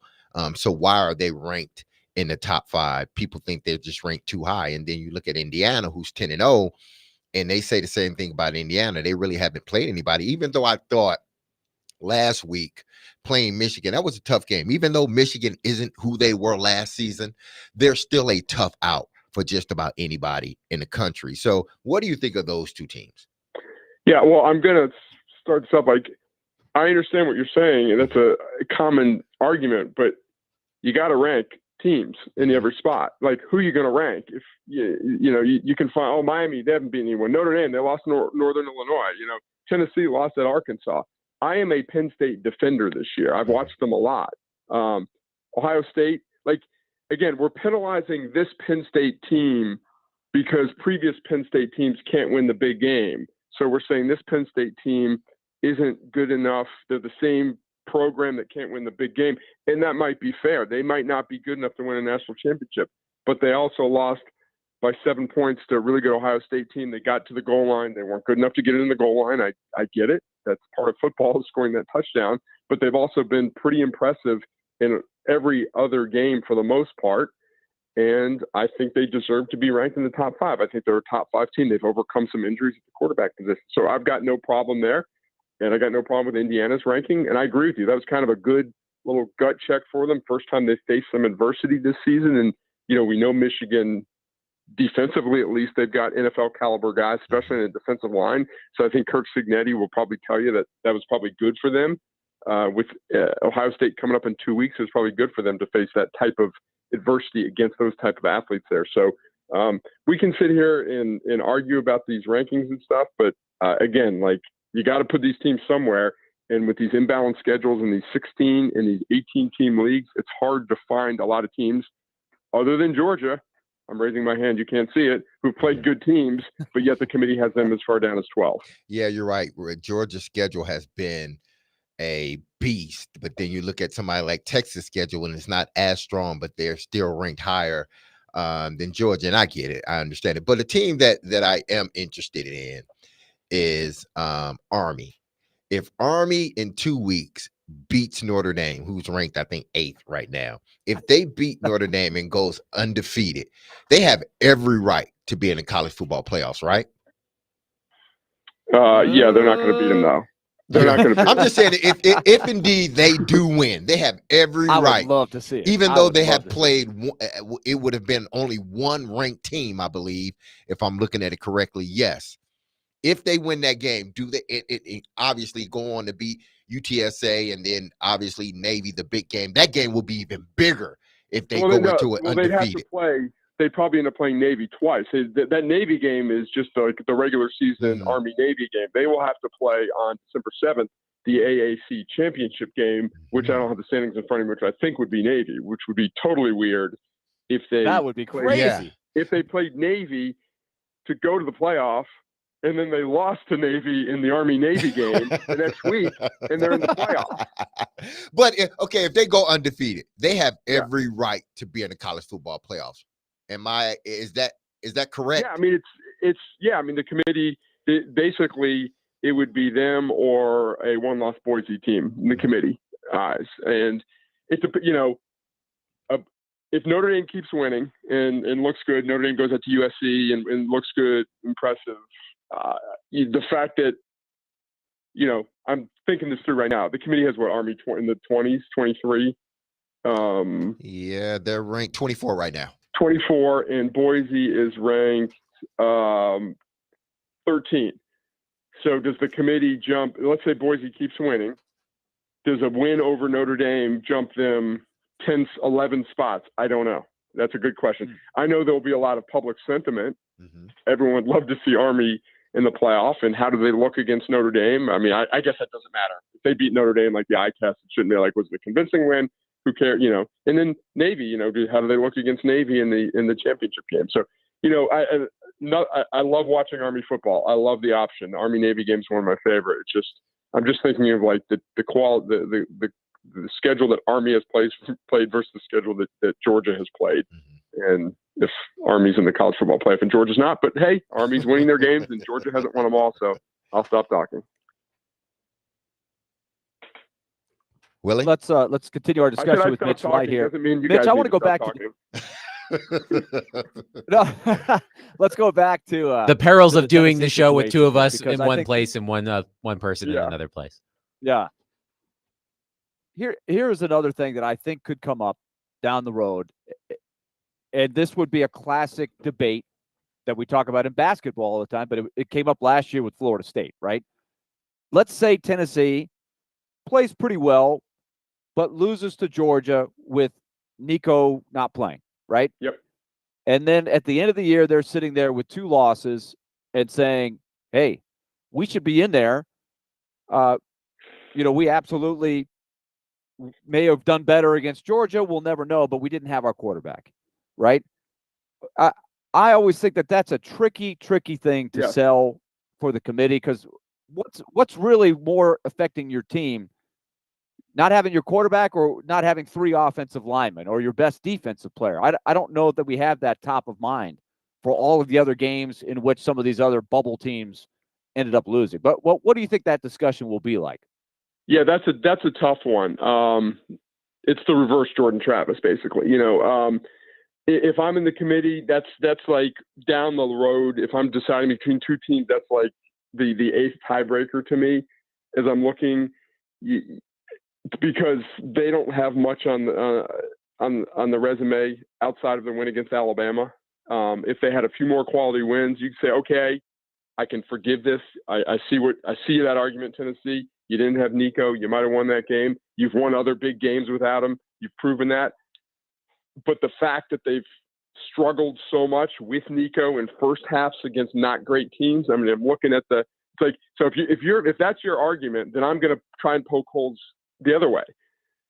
Why'd you have to rally to beat Florida? Why'd you have to rally to beat Kentucky? With all this. So I'm just kind of, again, trying to thinking out loud here. So I find that it's an interesting argument, but it's going to be a tough one for Tennessee. It would, to me, only be a difference maker if you got 2 teams at the very final spots and you're really going down your line trying to figure out a tiebreaker there. I'm very curious if they have 2 losses and they're in the clubhouse and they're not in the SEC championship game, if it's enough to get them an at-large.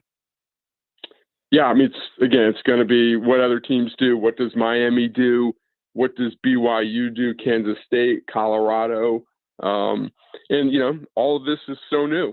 And one thing I don't want to. It's still too early with the committee because we haven't seen their final rankings yet. We've seen 2 weeks of it. One thing I don't love from the committee, which I commented earlier, is I don't love and my colleague Stu Mandel wrote about this. I don't love the rankings by losses. And it's not exactly by losses because Indiana would be number 2. But I don't like here's our undefeated teams, here's our 1-loss teams, here's our 2-loss teams, here's our 3-loss teams. It's just it's far more complex than that. And I think that'd be a really dangerous precedent to set if we start just 1-loss teams ahead of 2-loss teams, because with these 16-team leagues, these 18-team leagues, the schedules are so imbalanced, as we're finding out with Georgia. No doubt about it. All right, let's talk BYU. My late night Saturday, guilty pleasure. Exactly. Yeah, I had 2 things. I had 2 things on Saturday. After the Predators won, I was all wired up. Hey, Predators won. That was fun. Let's watch and see what's going on in college football. Because unfortunately, when the Predators play at 7, you miss some of the primetime games. Yeah. So I was watching Adam's underdog pick. Hawaii tried to pull out a game. So close. So they close. had a chance. They had a chance to get Adam a big underdogs win for our segment tomorrow, but that didn't happen. But I was watching Adam. But then I'm watching BYU pull a high wire act against Utah, who, one loss wise doesn't look all that great. And you talk about sneaking out of there with a win. That was something. But I'm in my mind watching this, Mitch, and I'm saying to myself, what would BYU look like lined up against, pick your team in the SEC, Alabama, Ole Miss, Georgia, Tennessee, South Carolina even. What does that matchup look like to you? I hesitate to say this because I don't want to, betting line's not my specialty. I'd love to see a South Carolina at BYU neutral field line tomorrow. I'd say South Carolina by 6.5 at least. Is that crazy? I don't think that's crazy at all. And Mitch, I'm sure you watched South Carolina as I did. I am impressed. South Carolina up front, O-line, D-line, very good. And I think their quarterback is figuring out what he can and can't do. Yeah. And not doing anything that's going to hurt them. And I think they are going to be a very, very tough team to play for the last few weeks. Yeah. So I thought the same thing. I was not impressed with BYU. Yeah. So back to BYU, they've got a big time TCU 2022 vibe to them. They keep winning games, and you credit them for winning games. Love the quarterback. Got to love a Jewish quarterback at BYU, first of all. But you love the way they Mazel tov. Yes, thank you. The way they carry themselves, and I love Kalani Sitake. The guy just loves BYU, and they're a tough team going in. That's a fierce rivalry there. They've escaped a couple times. They escaped against Oklahoma State. You keep waiting for it to blow up on them, and I'm fine with their ranking because they keep winning games. That doesn't mean they're a great team. It means they're a team that's finding ways to win games. And it's just kind of again, it's like TCU a couple of years ago. No one really thought that they were an elite team, but they were a fun team to watch with a really savvy quarterback. And we'll find out if they win a couple more games, they'll be in the playoff and they will have an opportunity to shut everyone up because they're going to go against either a Big Ten or an SEC team. And they'll probably be a 10-point underdog. And we can either say we were right or they're going to win that game and they're going to be on to the next one. So that's another reason why this 12-team playoff is so fun, because in the past, this BYU team would go to a bowl game, there'd be a bunch of opt-outs, and they would win that game and everyone would say, they beat an SEC team, and people would be like, it doesn't matter, or vice versa. So that's another good thing about this. We're going to find out sooner or later. Quickly before you get you out of here, Mitch, on the Diego Pavia front, should JUCO, should the NCAA change their rules in regarding to JUCO players? So you don't think you think they should keep it the way it is? Because to me, it's they're not playing in an NCAA, but you're still counting it as them. You're still counting it toward their eligibility. Yeah, and I mean, I love watching Diego Pavia play. Mm-hmm. We all do. But I think the COVID years, fine with that, 5 years. But I think it's a dangerous precedent you start setting when guys are playing 6-7 years of college football for no other reason than to keep playing college sport. There's some injury exceptions, what the dude at Miami, McCormick's playing in his 9th year, which is just crazy. So I'm not saying this is good. I have no idea. My guess is it's not going to happen. Legally, I have no idea. But if let's say this does happen, it'd be a great thing for junior colleges probably, because kids will probably start going to junior college more because they'll keep their window open longer. So it's definitely, people who follow college sports, in the sports media, we've been waiting for this to happen. I didn't realize it was going to be the junior college angle, saying that the junior college years don't count, but we've been waiting for someone to sue the NCAA, why are you restricting my years of eligibility? So it just happens to be that Diego Pavia was the one to do it. I just want the record to show that Willie Donick is the first person I've ever heard who has said, after I'm jazzed up on the Saturday night, I'm watching some BYU football. Said no one. I was jazzed up because the Predators won a game. Right.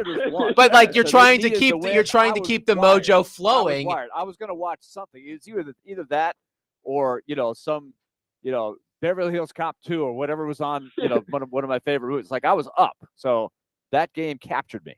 It was it was an awesome. It was. Willie, don't lie. You was energized to see BYU. Don't even lie. It had nothing to do with the Predators. I love BYU. Great uniform game. Great. I love when both teams wear their both teams playing their home their color uniforms. Great setting there at Utah. Rabid fans.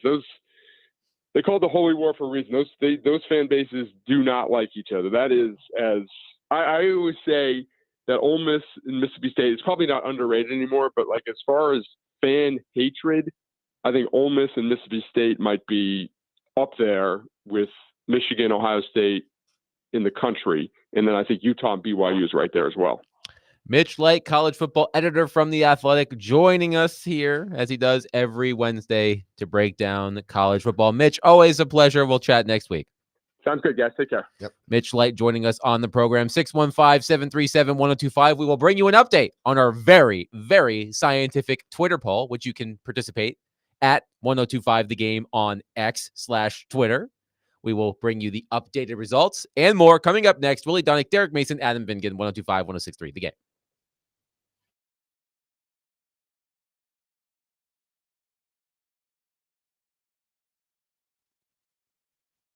All right, let's talk Loan Pronto.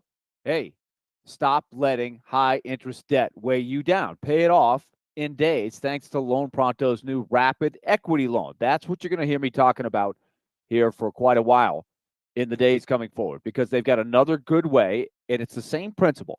Imagine a completely hassle-free way to cash out your home's equity. No appraisals, no paperwork, no waiting. It's simple. You get the cash, and then you pay off those high-interest loans, the car that's still got a couple of years of payments left, or maybe it's a credit card bill that's been piling up on you. You can get hundreds of thousands of dollars approved in under 24 hours. You can wipe out that debt.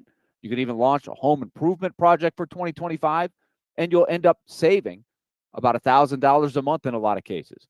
So that is the formula that they are using effectively for a lot of their clients. Call Loan Pronto right now. 615-499-5780 or loanpronto.com. That's 615-499-5780 or loanpronto.com. Equal housing lender, NMLS 1661781 on approved credit, NMLSconsumeraccess.org.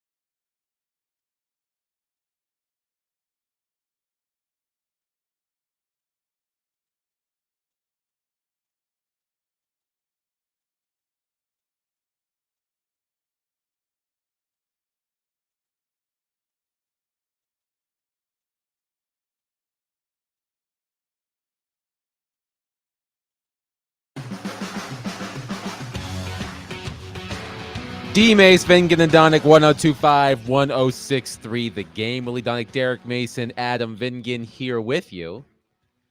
Wes in Hermitage sends a funny text, and I'll explain to Willie why. Wes says, maybe Willie settled for BYU because there weren't any Hallmark movies on. That's possible. There's always a Hallmark movie on, isn't there? Isn't that the beauty of... Yes, there is always a Hallmark movie on. Whenever it's there for you, whatever time of the day. But when Derek and I were in the studio during a break, Chad Michael Murray, who I believe is best known for his time on One Tree Hill, was doing an interview on Good Morning Football promoting a movie called The Merry Gentleman, which is premiering on Netflix next week. And Derek looked at Chad Michael Murray, who had this, coiffed blonde hair. He was wearing the chunky cable knit turtleneck sweater.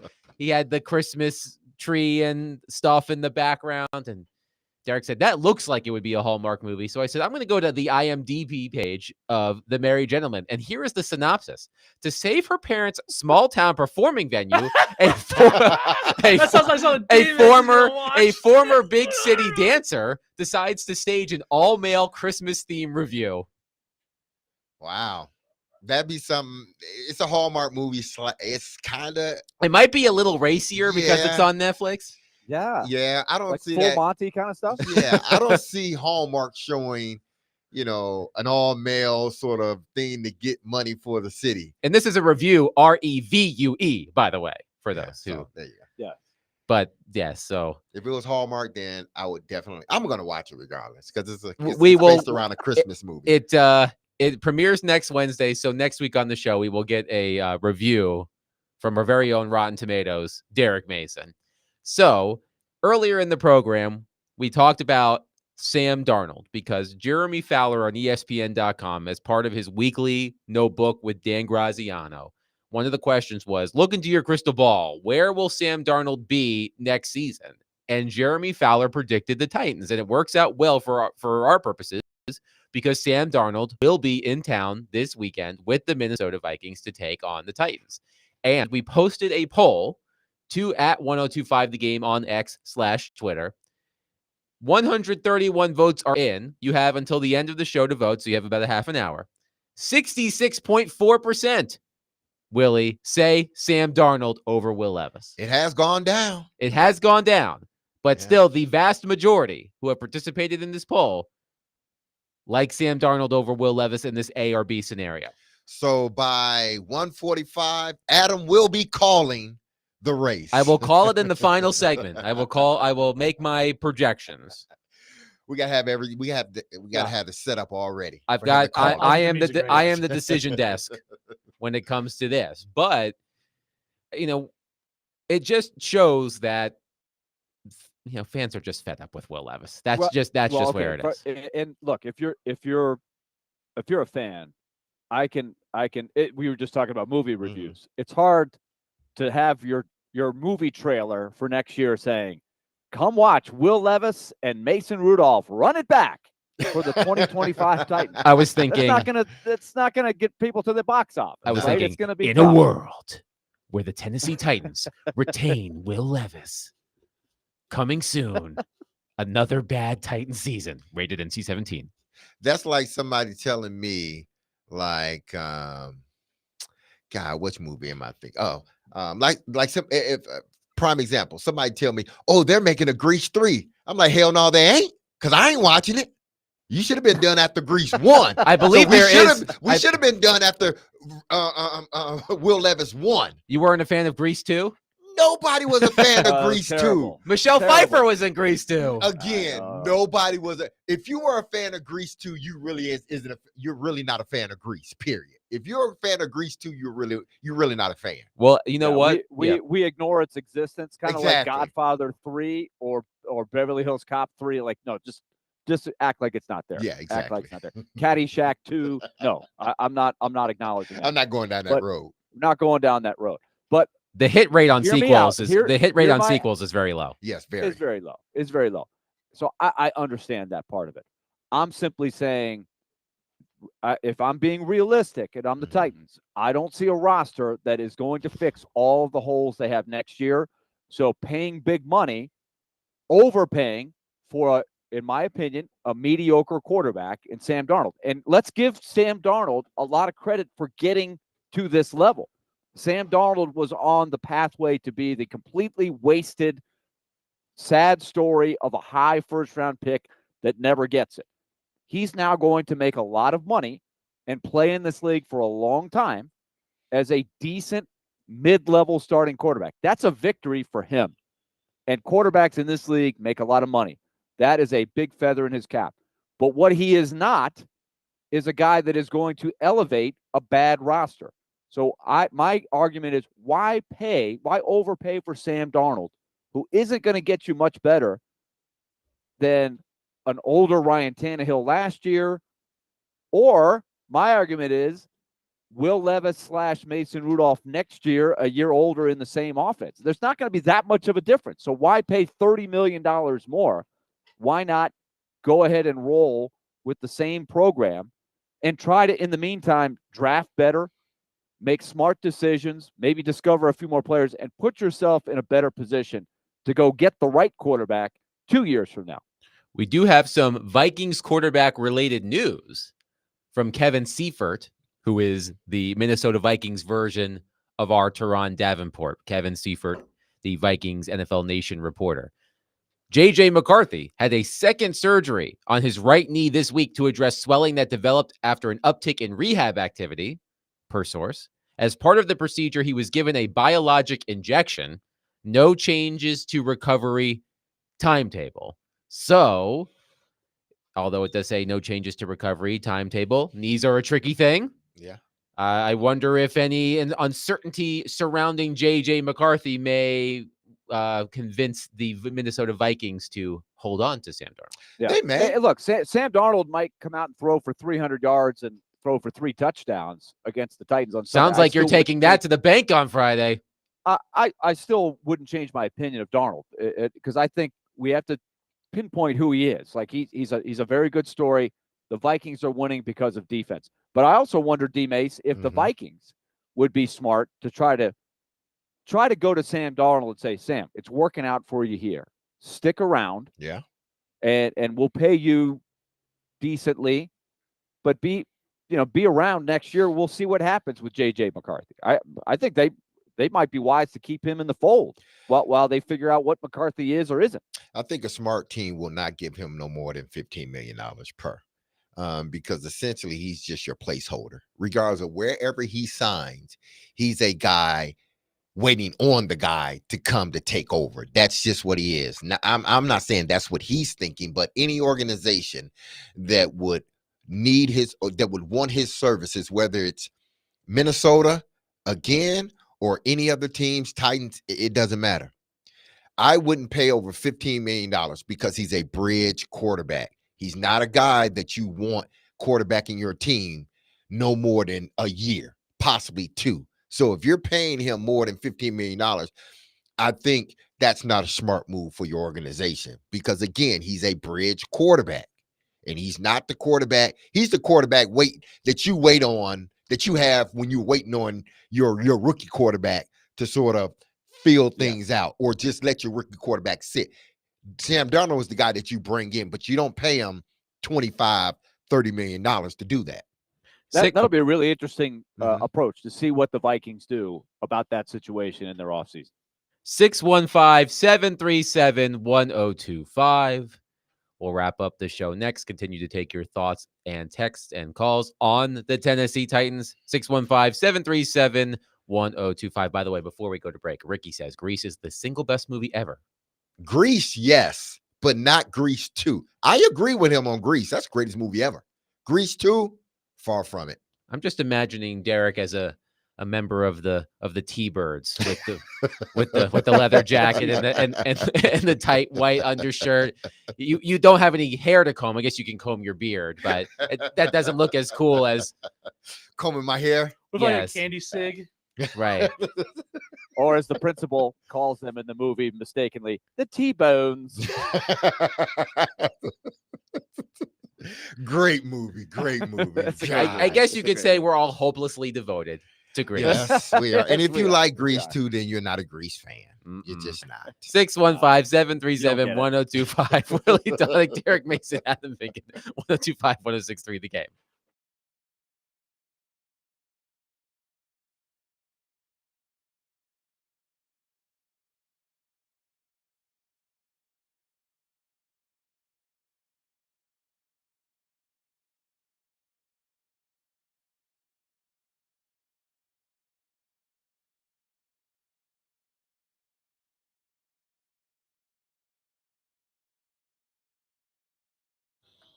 Hey, this is Derek Mason. You heard me tell you about Dr. Lodge and his staff over at Cool Springs MD for some time now. If you have set out to lose weight, chances are it's not your first time setting a resolution to shed some extra pounds only to face disappointment. But at Cool Springs MD, Dr. Lodge and his team understands the frustration of this cycle, and that is why they offer a different approach to weight loss. Their comprehensive weight loss program is led by Dr. Jeffrey Lodge and addresses the root cause of weight gain with tailored nutrition, exercise, blood test supplements, and more. They will customize a program specific to you and no one else. So connect with Dr. Lodge at coolspringsmd.com today to schedule your appointment for a personalized weight loss plan just for you. That's Cool Springs MD, where your weight loss journey becomes a success story.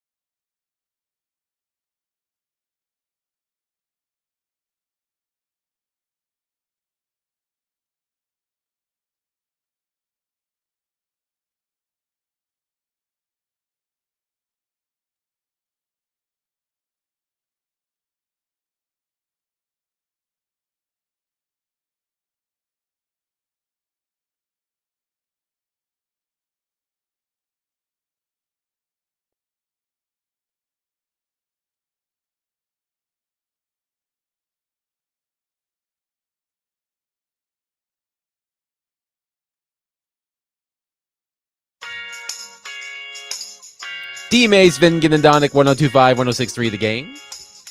Stoneman and Company coming up next.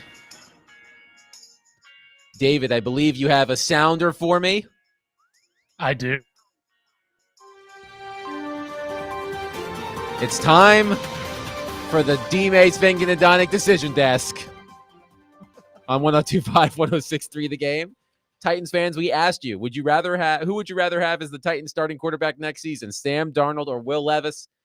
The poll has a little bit longer left to go, but since we're about to leave you, we're calling it now. Sam Darnold wins at 66.9%. Will Levis, 33.1%. Our very scientific poll. But it just goes to show you where Titans fans are on Will Levis. But I did notice something as we were at break. I did see that on Tuesday, the Titans claimed an offensive lineman from the LA Rams, Logan Bruss. I hope I'm pronouncing that correctly. Bruss started 3 games at left guard earlier this season. On Wednesday, the Chicago Bears released veteran guard Nate Davis, formerly of the Tennessee Titans. He started 13 games at right guard in 2 seasons, including the first 2 games in 2024 before he was benched. Now, we know the issues that the Titans have on the offensive line. Is it worth taking a flyer on Nate Davis? I mean, Nate was a good player when he was here. You need offensive line help. Now, how good of a player is he now? I haven't watched him, but I know one thing: Chicago offensive line wasn't good. So, was it Nate Davis's problem, or was it the quarterback's problem? Him holding on to the ball. It seems like a few players have sort of something against Caleb Williams. So I don't know. What do you think, Willie? You think they should bring him back? Apparently it's gone very, very poorly in Chicago from the offensive line standpoint, and they don't want to ruin Caleb Williams, who has struggled big time. They have really struggled.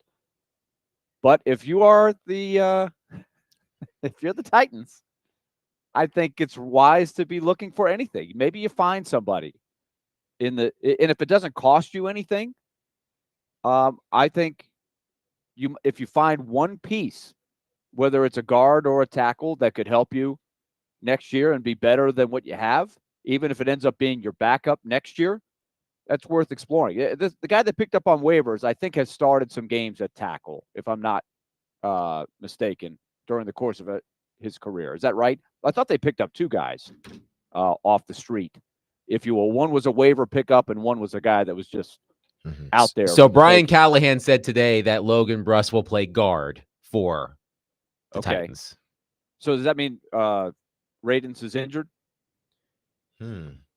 Or is he's just backing up Radens? It has to be just backing up, because I didn't hear. I have not seen any injury news on Dylan Radens. Yeah, so it has to be depth wise. I think you've got to continue to be looking for somebody who might be better than Leroy Watson at right tackle, right? Yeah, and that's not saying much, but if you're finding somebody who could compete and try to be a little bit better there, you do it. And obviously Nate Davis is not that guy, so I think Nate Davis is probably different than the Nate Davis we remember, who was pretty good. You know, a decent mid-round John Robinson pick that turned into a solid starter, but they didn't overpay him and keep him, right? Yeah. It's just hard. It's hard to find offensive linemen. It's tough. So the Titans are not alone, because the Bears are sitting there in Chicago going, we'll take anybody besides Nate Davis. Anybody. Just like the Titans are here going, we'll take anybody besides Leroy Watson. Anybody. Well, I mean, listen, I'll take a flyer on Nate Davis. You ain't got to pay him much. Another man's trash is one man's trash is another man's slightly better for trash. The Dolphins for a while, right? Yeah, you're right. So at least it adds depth to a position you don't have any, especially on the right side. So if they did it, I wouldn't. I wouldn't hate it. Before we go, I do have something I want to get off my chest. So as we talked about at the beginning of the show, I was out yesterday. I was driving to Atlanta. And after I crossed the Tennessee-Georgia border, so I was just south of Chattanooga, I needed to make a pit stop. I needed some coffee. I saw a sign on the interstate for Starbucks. I said, great, perfect. I can kill two birds with one stone. So I pull off the exit in, I believe, Dalton, Georgia. And I'm like, okay, I'm sure the Starbucks is around here somewhere. Then I see the sign once you get off the exit ramp. Starbucks, 2.6 miles away. Yeah, that's absurd. I said to Derek, it should be federal law that if you are going to advertise your restaurant or gas station on the interstate, it has to be within 1 mile of the exit. Yeah, I agree with Absolutely absurd I having agree. to drive nearly 3 miles to get a coffee. Absurd. They don't tell you that on purpose when you're driving on the interstate. And Dalton is an attractive exit because there are a million things right off the exit. And one of those Dalton exits, I forget if it's 330 something, I think. So it's I know exactly where you're talking about because I've gotten off at that exit. But that's a good thing to note. If you're specifically looking for Starbucks, that does throw you off sometimes. That is a bummer when you get off the edge. Okay, here it is right here.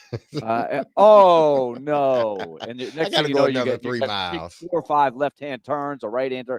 Where's the interstate? You're in the middle of nowhere. Right. It's just absurd. And I petitioned the Federal Highway Administration, the Department of Transportation, who's ever in charge of this.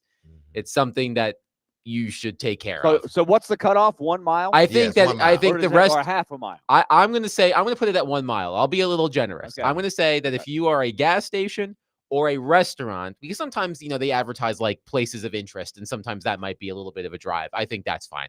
But if it's a restaurant or a gas station and you're on the interstate and you're advertising exit 25, Wendy's, McDonald's, Starbucks, it needs to be within 1 mile of the exit. I'm in agreement with that. That's fair. Because then I'm going out of the way, too far out of the way. It should be as soon as I get off the exit, I should be able to see it. At least that's me. I should be able to see it. I shouldn't have to drive 3 miles to get to it. Willie's knowledge of Dalton, Georgia was very impressive. I wasn't expecting that. If you've driven from Nashville to Atlanta, you start to know, especially those travel baseball tournaments that I've been to a million times. And you start to get to know those exits pretty well. So that's my platform. Will actually, Alex on our text line says, I know the exact Starbucks you're talking about. It got us one time too. So you're not the only person, Adam. See, that was my first time going to Dalton. Our friend Adam in Portland said it's a good argument in 1997, but use that little computer in your pocket and don't change a law over that. I would want to change the law. Why not? They change laws over everything else. Yeah. We'll change the law over this one. That's what I'm saying. It's about convenience. Exactly. I don't want to have to drive. I mean, I'm sure Dalton, Georgia is a wonderful place. It seemed like a nice little town. Yeah. Chattanooga suburb. I'm sure it was.